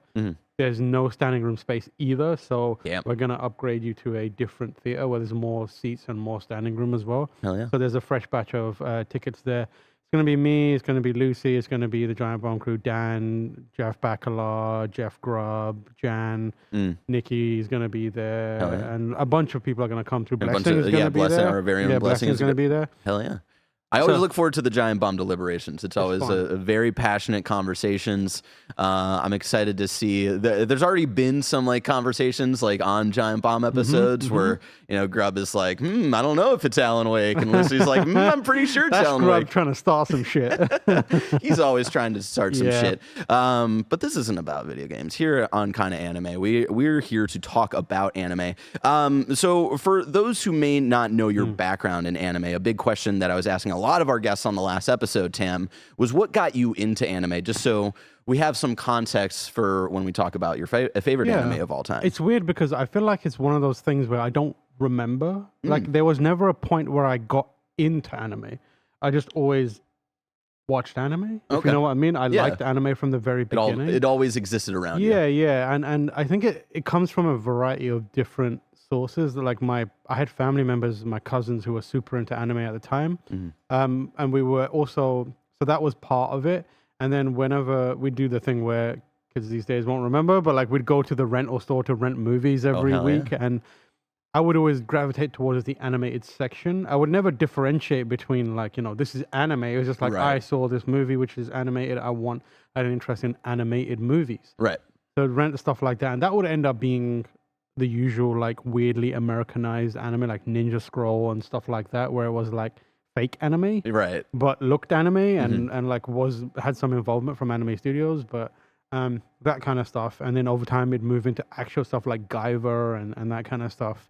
And then it also became accessible to people more in our age because it was around the time when you had access to downloading stuff through various means and people were figuring out how to share like anime torrenting and that kind of stuff. Yeah. I remember the first time I like got a bunch of torrented anime. It wasn't actually torrented. It was allegedly I've never done a crime. It was imported.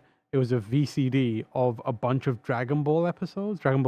Okay. And were they English dubbed or anything? They were Japanese. Okay. Subtitled, but it was like we were watching the Frieza saga on TV here and in America, and the ones that we had imported, we were watching the Boo saga. Oh. The people who were only watching it on TV had no idea. What I would be rocking up into school and being like, "You wait till you get to Cell and Boo," and they're like, what are you talking about?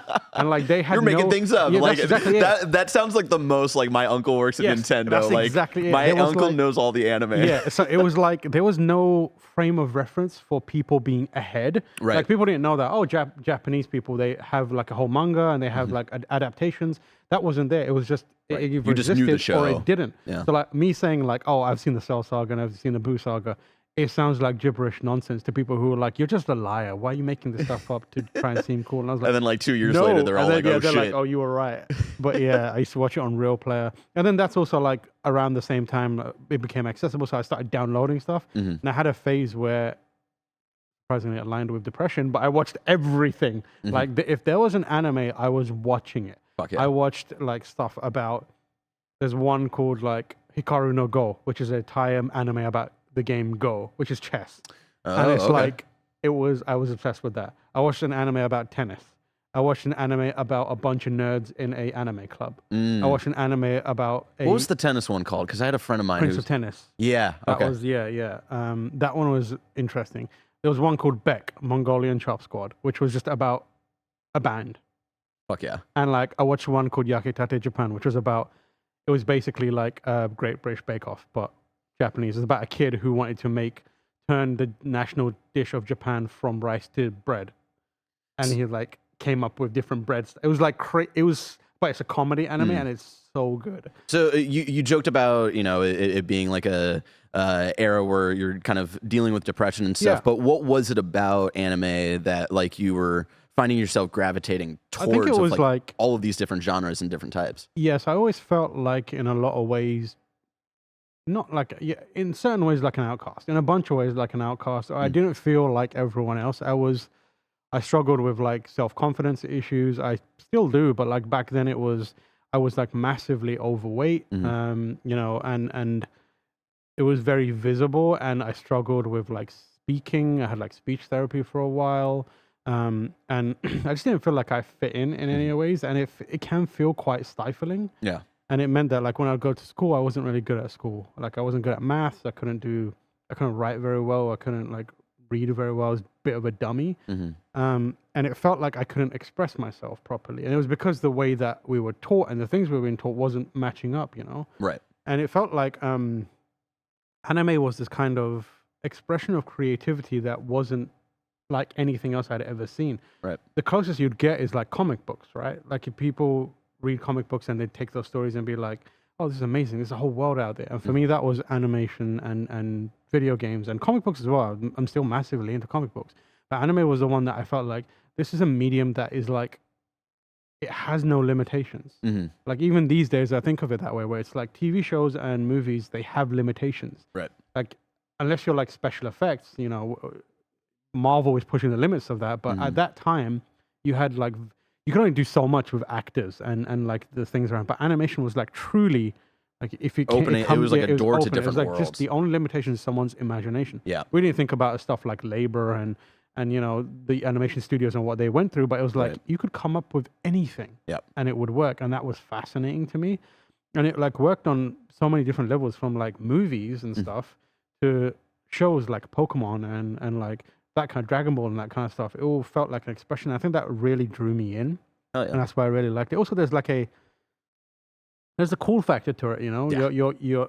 You're experiencing stories from another part of the world. Yeah. And like very few people, or unless you took an active interest in it, it wasn't widely available. So it felt kind of like your own. Like it helped you belong to a community that was both unique and of your own, but wasn't visible and available to the ones that you were in on everyday life. So that it could be like perverted or even tarnished in any ways. Like no one in the anime community could ever know how you're treated in the broader, in the normal day community. So it felt like your own. You felt like a safe space. Yeah. I feel like that's why anime like really stuck with me, and it still does for a lot of people and for me as well. Yeah. I definitely appreciate like the level of creativity, especially even for the things that aren't like there's typical sports shonen, but even like if it's just like a sports anime or just like a slice of life stuff, like the level of creativity of what they can bring into a story and the way they can animate it, and even if it's just something as simple as like tying shoes and stuff like that, Yeah, just exactly. like little moments where they just get like funny and goofy and sometimes hype for the small things. Yeah. And also like the subject matter was more for us, right? Like a lot of anime is around the shonen era where you're growing up. We didn't know it as shonen back then, but it was like it appealed to us because most of the other, I feel like for me living in London and in the UK, like the stuff that you watch was either pitched at kids where it was like dumb shit, or it was pitched at adults where it's like it's not relevant to me. I'm enjoying it, but like there's very little I can take away from like. It's not much of an emotional connection. Yeah, exactly. Whereas shonen is like abstracted and it allows you to connect with a story and a character in a more meaningful way. Like no one's really relating to Goku, but you can see like the effort, and you won't find that in something like Batman animated series is one of my favorite animated series of all time. Right. But like that kind of like pure-heartedness or like the goofiness of Goku, for example, or Gohan isn't in Batman animated series. It's a different kind of kind of way you tell a story and relate to Batman and the animated series, and that than it is from like the weird, like almost exaggerated elements of anime. You need that sometimes to be. It's why we love games like Persona. There's there's a balance of like the goofy weird shit, but then also the very real. These kids want to just like tear down the system, and also it's like presented with a naivety that you kind of need at times. Sometimes you just need a bunch of characters who are like, no, there is good and there is evil and there's nothing in between. Yeah, because you need that kind of like clarity at times to help you kind of get your foot down before you start moving into nuances again. And that's what I love about a lot of Japanese stuff, like Japanese animation and stories.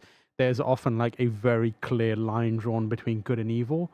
And then there's occasions where they'll go back and forth, and you have moments where it's like, is this person really good? Like Vegeta is a perfect example of that, right? Like he is clearly evil when he arrives, and he's evil for a really long time, and then he joins the Z Fighters, and that's like you get there eventually. Yeah. But it's like it helps you kind of center yourself a bit more, I think, than something like a kid watching Breaking Bad these days would be like, am I the problem? Is the teacher the problem? What's going on?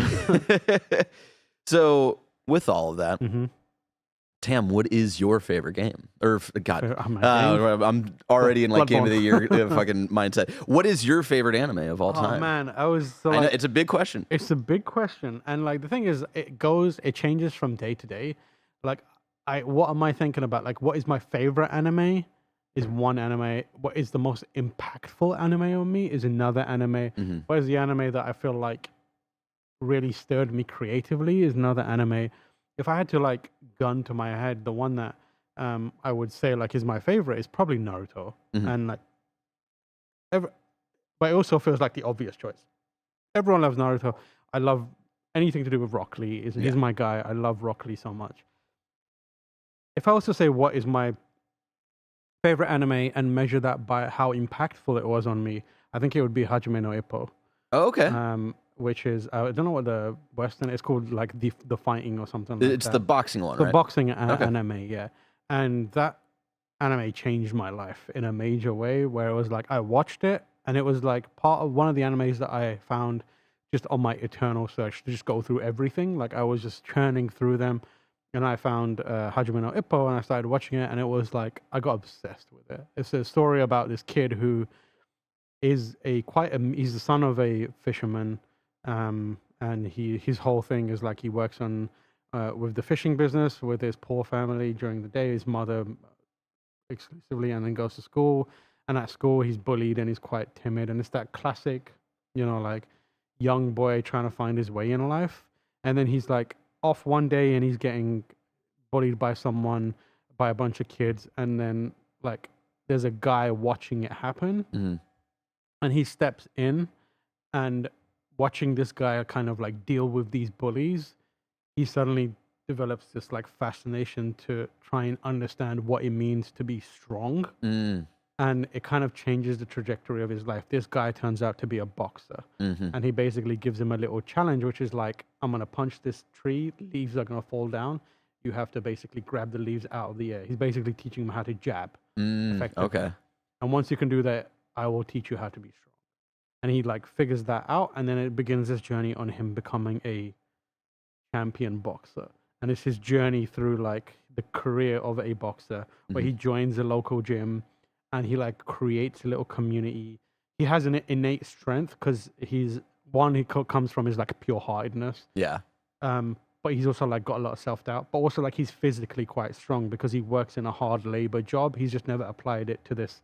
And like he goes into this boxing gym first day and hits a punching bag and like destroys it, and people are like, Holy shit. oh god, this kid might be something, but he's also like completely inept at boxing. Yeah, and like untrained and all that. So it's like, it's his journey through the world of boxing, and it kind of runs in parallel with his journey becoming an adult and then also becoming a man, you know, and it's his whole path on discovering what it means to be strong. And it's not just like physically strong, it's mentally strong. It's like, how does life change around you, challenges you face. He ends up in situations where, like, you know, people he's idolized are now his opponents, and he needs to figure that out. He meets, you know, he develops a crush on someone, and how does he take that? And, you know, he's on a world stage and that kind of stuff. And it's a really, also like, it's one of the most dramatic, like engrossing animes I've ever watched. And it's like, speaks to how engrossing it is. Like you forget that it's scripted. Like it feels like a You're actual watching like boxing live match. You're boxing. watching. You're like, what is going to happen? You forget that it's scripted. After every episode, I'm like, why did that work on me? Like it was, it's clearly written. Like why did I believe that he wouldn't lose? Because there are situations where it's like he lost the fight, and you don't expect him to lose the fight, and it's because he needed a teachable moment, or he needed some more kind of, you know, challenges. And it's not just him. There's like the guy who finds him. His name is Tamoor. He's like on his way up to become like a world heavyweight champion.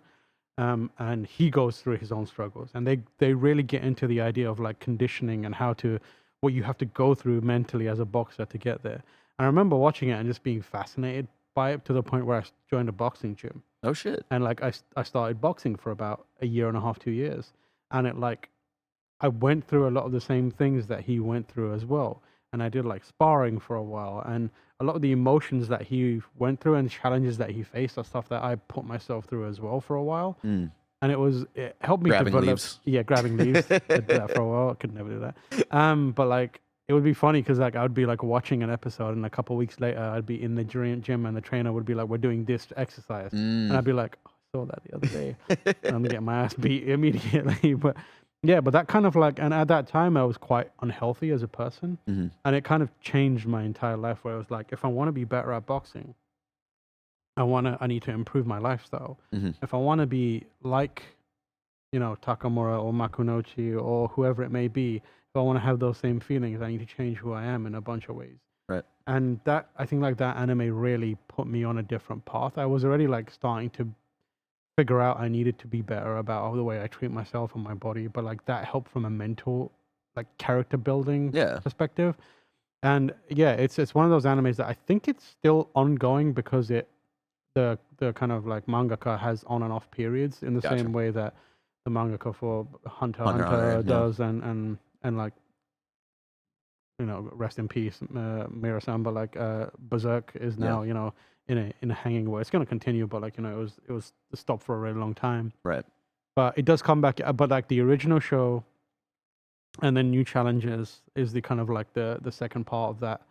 I think it's perfect. Like, I don't think there's a bad episode in there. Even the dumb episodes are like hilarious. Yeah. And like, there's always some. I feel like it's endlessly rewatchable, and I think that everyone I've recommended to has come back and said like it was really motivating, and I think that's something special about it. Where, you know, in a show like Naruto, which is like close to my heart, it has those motivation moments, but it's hard to take that motivation and apply it to something Real. you know, real. Yeah. But like in a show like Hajime no Ippo, it doesn't have to be boxing. You just see the effort that is going into him improving himself, and you're like, I can put that into, I don't know, running on a treadmill, walking, eating better, or like just treating my friends with a little more respect, or like trying to make the most of these people while I'm around them.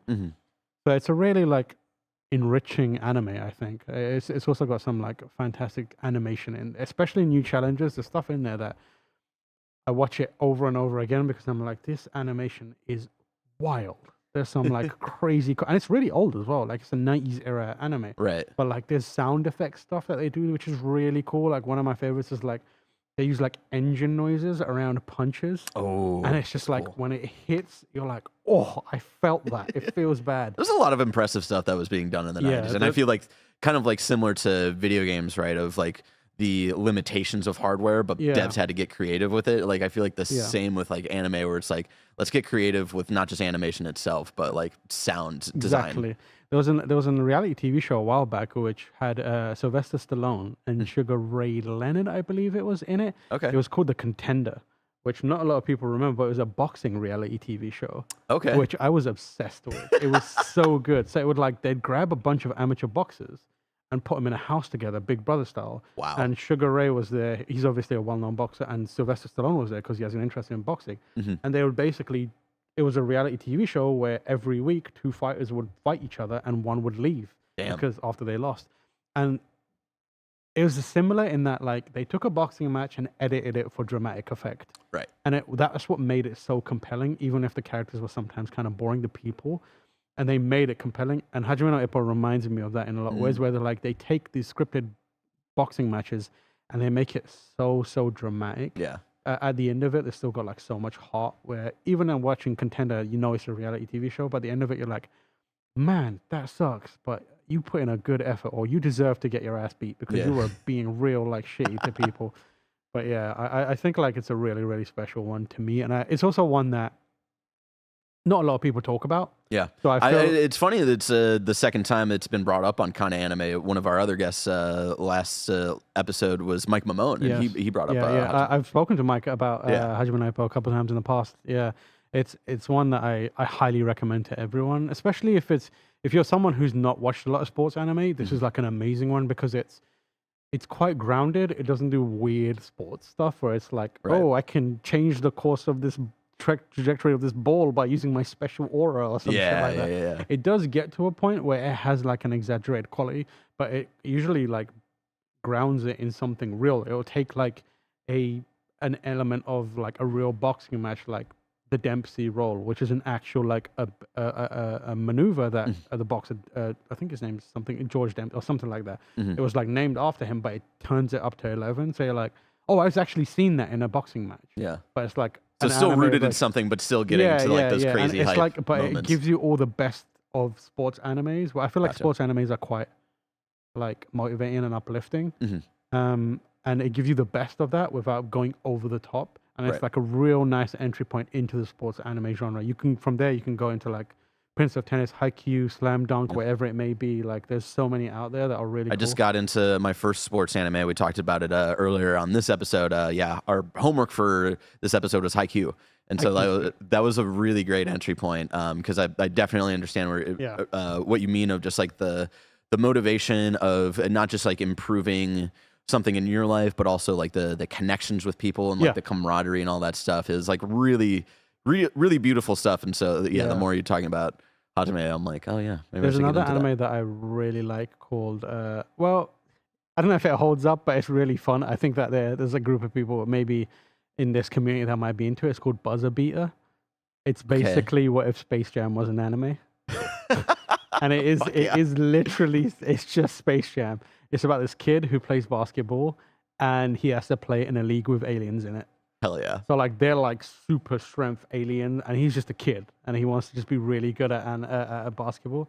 It's a fun it kind of reminds me of, it is to basketball what Megalobox is to boxing. Oh, okay. So it's that kind of vibe. Megalobox is also another one that's pretty cool. I prefer Hajime no Ippo as a boxing anime, but Megalobox is also pretty cool. Like a fun one. Yeah. Well, that's a beautiful story. Thank you so much for sharing your love for Hajime no Ippo, which is like their favorite, like emotionally resonant anime. But you're bringing up of like what different anime mean to you and kind of like different aspects of your life. So I'm fascinated. Like obviously we talked about Naruto as like an overall one, Hajime no Ippo being one that's like emotionally relevant to your life. But you brought up of like what artistically got the most out of you. So I want us to end here with like, what was the one that artistically brought a lot out of you? Artistically, I think the easy answer is like Bebop. Okay. Bebop is an easy one to kind of be like, it's like stirs that creativity, but I think I would extend that to Samurai Champloo as well. I love Bebop more than like most anime, but Champloo it's in my realm a little more because it's hip hop. It's like that kind of like, It's got Nujabes on the soundtrack. It's hip hop focused. It's still samurais and that kind of stuff. It's got that same kind of flair for that Cowboy Bebop has, because the same creator, Shinichiro Watanabe, and like I feel like that one is one that I feel like Bebop was one that where I like really took a liking to the way the story could be told in anime, but Champloo was more like as a complete experience. Anime could be so much different. I'd never heard like hip hop used in an anime before, and I'd never seen like storytelling in that kind of fashion, where it's like quite disjointed at times, back and forth. There's an episode where like a bunch of characters died during a baseball game, which is like the weirdest way to kill off a bunch of characters. But I'm like, this is ridiculous, and I love it. Yeah. It's got a humor to it. It's got an energy to it that is like very, the kind of like subdued, almost like melancholic energy and like vibe of Bebop. It takes that and applies it to Samurai Champloo, but the feeling is a little more like chaotic and like energized and vibrant to it. Like Mugen, who's one of the characters in there, he's like a sword fighter, but his whole thing is like he's like a chaotic sword fighter. So he mixes it with breakdancing. And like he's partnered up with a samurai Jin who's like very traditional like sword fighting style, and they have to like get on. Like one dude's like a crazed like sword swinging maniac, and the other one's like all about honor, and they have to like figure stuff out, and they're like they have this woman caught in the middle, and they get caught up in like this whole not conspiracy, but like this whole kind of like battle, and come out the other side and see what happens. But like I think like Champloo is a big one for me. But yeah, between that and Cowboy Bebop, I feel like artistically that was one that, I mean, like if I had to like pick a more accessible one, like that was pretty big for me. I think Bleach is one that right is weird because Bleach is my Harry Potter. Oh, okay. If you know what I mean, the way that it's constructed in a similar way where how people identify with houses and that kind of shit. For me, I had that with Bleach, where it was like, oh, this is the captain I would get behind. Yeah. This is, this is what I want my bunkai to be, and like that kind of stuff. And like I loved Bleach for a very long time. I fell off Bleach when they kept bringing back Aizen over and over again as the bad guy, which is like imagine it's like it's what Harry Potter does, but it's like every season fucking Voldemort is back. Yeah. And it's like, oh god, every road leads back to Aizen, and it's like, I get it, but there was long stretches of it where it was really boring. The first few, the Soul Society arc of Bleach is like, it hit real hard for me. And then Full Metal Alchemist is like, that was one of the originals for me. Like I was obsessed with that. The original version of it, and then Brotherhood on top of that. It's like, I think Full Metal Alchemist is a perfect anime as well. Yeah. Yeah. We'll definitely be talking about Full Metal Alchemist Brotherhood a little bit more in a little bit. Hell yeah. Tam, thank you so much for joining us and making the time and of course, man, sharing all these personal stories. And I've been re-inspired to check out a bunch more because, again, like the whole premise of kind of anime is that we're not experts. We're still very green and discovering a lot. So yeah, I'm full of recommendations. I genuinely think people should watch more people. I always recommend people who aren't into anime. I always recommend Yakitate Japan, which is the bread making anime, because it is so easy to watch and it's so goofy. And it's all about puns. And the thing about it is, there's a whole thing where the kid makes anime. His anime ability is he's got extra warm hands. They call it solar hands. And because his hands are extra warm, the bread, as he needs it, ferments way faster. That's his special ability. And so like he makes breads, and they're all wacky breads. And then he gives it to someone to eat, and there's like a judge. And when he eats it, he doesn't just say like, he has like physical reactions to it. So like and it will become like abstract, where there's one where he suddenly becomes a freezer, and he's like, you opening it to send out a cold blast of air, and it's a parody of Dragon Ball because he's Freezer. Right. And like, it's so dumb and it is so funny, and I love it. And like, I think like that's where one of the animes that doesn't get the kind of like cred that it deserves for kickstarting that whole like Food Wars era kind of stuff like that, which is a little more fan servicey. But I highly recommend Yakitate Japan. Hell yeah. Give it a go. Well, Tam, thank you so much. And thank you for watching and continuing to listen to this episode. It's not the end of the episode, though, because Mike and I still need to share our favorite anime of all time. So let's get back to us. All right, Mikey. What is your favorite anime of all time? Well, Barrett, I mean, I think mine's pretty simple, and I'm just gonna come out and say it. It's One Come Piece, of course. aboard and bring along all your hopes and dreams. God. Ba, ba, ba, ba. It might be one of the best anime intro songs ever. That's for sure. You that know got what I mean? awards. I'll tell you what. I'm always mad when we get new One Piece songs because all I want is the original song. I'm one of those people where it's like, just play the original. Nothing hits as much as the original. It doesn't. It doesn't. They have a couple like anniversary ones later on that I've seen Yeah, where like they same. come back to it and remix it a little bit. But like it is so good, that intro song. And of course, One Piece is my number one anime. I have fallen in love with anime because of Luffy and this grand adventure and this anime that this team has created. It is beautiful. It's heartwarming. It makes me question things. It makes me sad. It makes me cry. It brings me back with a smile every single time. And it is one of those where this grand adventure doesn't stop, right? Sure, it has 1,000 episodes, but like it is cool to know that like, oh, we're just going to keep going, Mike. And we're going to find new ways to tell a new story. We're going to meet new, cool, awesome, creative individuals, whether it be crazy creatures or humans, and we're going to tell these fun stories. And I have never thought that I would be swept up in something like this as like, you know, a grown adult watching cartoons. I never thought I would be like into that, right? I thought at one point in life you just kind of, I've matured now and all I watch is The West Wing and I watch CNN. No, every single night it's like, yo, let's watch some One Piece. And it's just what I'm so jealous of, like how far along you are, because I know eventually, like right now, it's just like these good kids doing good things, and I'm starting to get to the point where like I know it's gonna turn into like fucking anti-imperialism, burn that flag fucking down kind of stuff, and like that's the stuff I love. And you know what? That is great. Like that's more interesting commentary on that shit than the fucking West Wing. So fuck the people who are like, cartoons. It's so special. And like Luffy is that person that I look at and I go, man, I want to be him.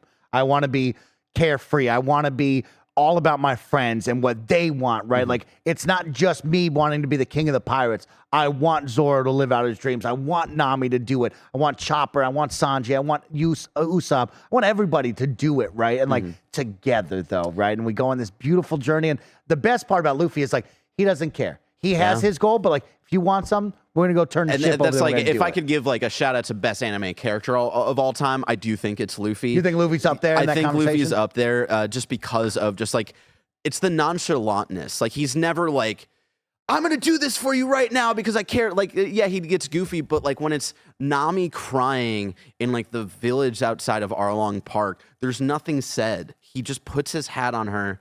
Just as a thing of like, we're gonna take care of you and we're gonna fucking do this. And then he does the like, this is for Nami, fuck you. But like, it's just, it's always, it's never a question for him. It's never of like, do you really want to do this kind of, it's always, I've got your fucking back. Yeah. And it's cooler to see him and the team get stronger every time, right? Like there's always this question mark of like, well, is it always gonna be Luffy to save the day? Like Usopp doesn't have anything. He's just him and his stick, and he's shooting things. Like fucking Usopp. Will he become better? And then he becomes the Sniper King, and you have this fun storyline. You're like, what's happening here? They find the courage, but then of course sometimes they go back to them inner selves, and they're like, he's afraid, and him and Chopper run, right? But like that's the fun of it all for me. Of like, I get to see them all grow. Nami becomes stronger. Zoro continues to train. Robin is there to complement them and help guide them with more of a mature and like stronger, like, hey, this is what we have to do, focus here, you know? And I love that. And so for me, One Piece is special, right? This is a show that I want to watch all the time. This is a book series that I have bought in the books and read. And like my nightly routine for the past couple of months have been read one book before bed and then journal my thoughts of like just life. And it's like this beautiful thing of like, I love this. And I love where I'm at right now, where One Piece has been that gateway drug into anime. You grabbing my hand saying, hey, Mike, us in the community are going to go watch something together. And like now I'm watching new things with Kevin A. Sachs. And it's like so much fun. And so I owe a lot to One Piece. And I would love to live my life like Luffy and the Straw Hat Pirates of like, let's go on an adventure and say yes and do it. They're the best of friends, man. It's great. One Piece. Hell yeah. My number one, as no surprise, is Full Metal Alchemist Brotherhood. All right, stop.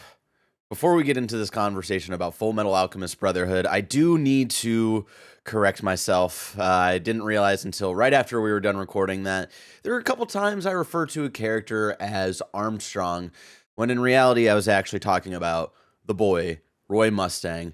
I'm sorry. I'm sorry I failed you, my fellow weebs out there, my fellow fans of Full Metal Alchemist Brotherhood. But I'm really bad at remembering names on the spot. I'm gonna be honest with you. I'm just kind of a big dumb idiot when it comes to that. So I apologize for that. And I couldn't release this episode without at least addressing it in some way, shape, or form. So, anyways, continue on. I'm sorry that I'm a big old dummy. I do think it's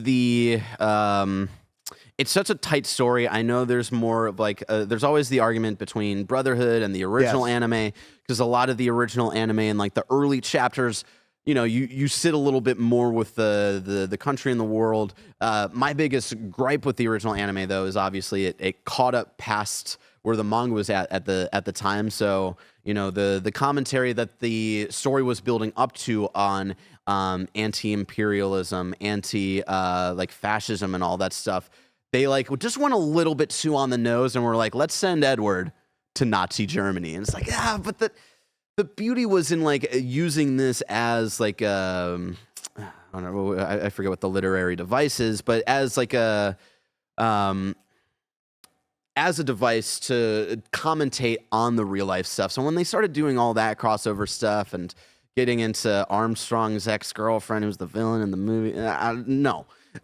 What they build up in the story for when they, you know, properly adapt like the last like third of the manga in Brotherhood, I think is so well earned. And like the way that they build up these characters and the way they all come together for this final fight, like that's really what I want to focus in on, is like when you get to that final arc and things are just crumbling apart. You know, they're fighting the rest of the sins and the fathers underneath the city and all this stuff. The first time watching that back, I think it was high school. Yeah, that was my end game before Avengers Endgame. Was even a fucking thought in our brain of seeing these characters that Alphonse and Edward meet throughout their journey, and seeing other characters that you never thought would meet come together, and you're like, oh my God, the two daddiest dads in the show are shaking hands right now. Are you fucking kidding me? The emotional journey of Greed and where Greed starts and where he ends up. Shout out to Troy Baker, who voices a version of Greed in that show. I still think it's one of Troy Baker's best performances is his role as Greed back in the day. I love the commentary. I love the hype moments of, honestly, like right here, we've got Armstrong right now, where he's snapping the shit and burning alive Lust. And it's like one of the most like visceral, just you fucked with one of my friends and like you're one of the reasons one of my boys like got killed.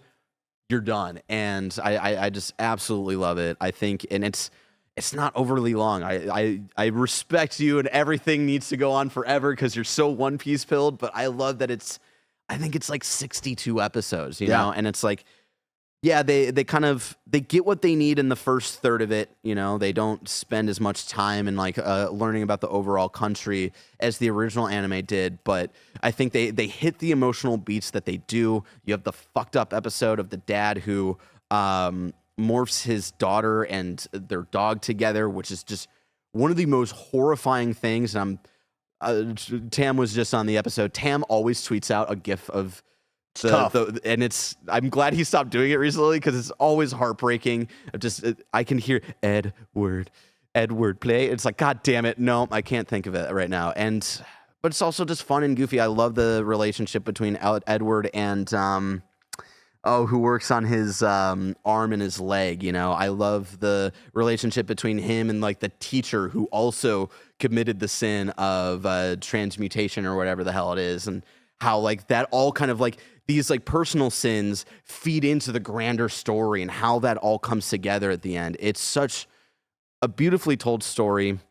I think it's an easy one to get enraptured with the characters, the world, just like the social commentary on it as well. Like something that really hit for me, especially like being in high school, and you know, we grew up in like the post 9/11 era, right? And like it starts off with this terrorist Scar, and you're like, oh, that's the bad guy, right? And then you peel back the layers of like, well, what did the country? Again, I'm terrible with proper nouns and names and stuff. The country that you're in. Well, what did they do to Scar's people and Scar's country? And let's think about like the kind of overall implication of like imperialism taking over, and just like you realize of like the reason this country was founded for really fucked up reasons, and how that affects people on a human level. I thought that was like really beautifully done.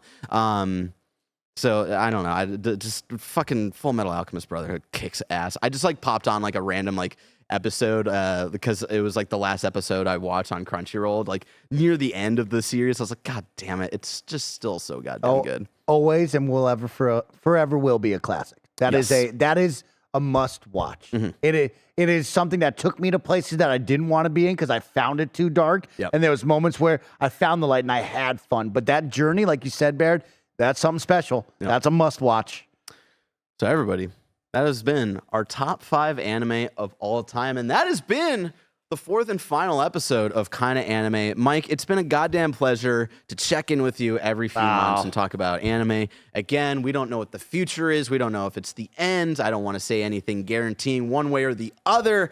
Either way, I'll miss the guaranteed once every 3 months hanging out with you and checking in and all that stuff. It was special. Thank you for bringing me aboard and going on a journey with me. And thank you to the community. Yes. Right? Like, it has been a blast being with you, Barrett, but we know that it is so much more than just us here at the table. It is the community, and it is so cool to see all of you rally behind us, and most importantly, get in the YouTube comments, share your top 5, share your favorite animes. Like, I love whenever we drop an episode to see all of the best friends who enjoy anime to come. And like, I really appreciate all of you understanding me and Barrett's like background, right? Mike's a super anime newbie. Barrett's also a newbie too, right? Like, he's watched a lot of anime, but like, we're still new and we're learning and we're growing. And there's so much. There's so much to get No to. one will Like, I ever know, be an like, expert, you know? Zom 100 I'll get to. Yo. Bochi the Rock I'll get Hey. to. Ranking of Kings, like, we'll get to.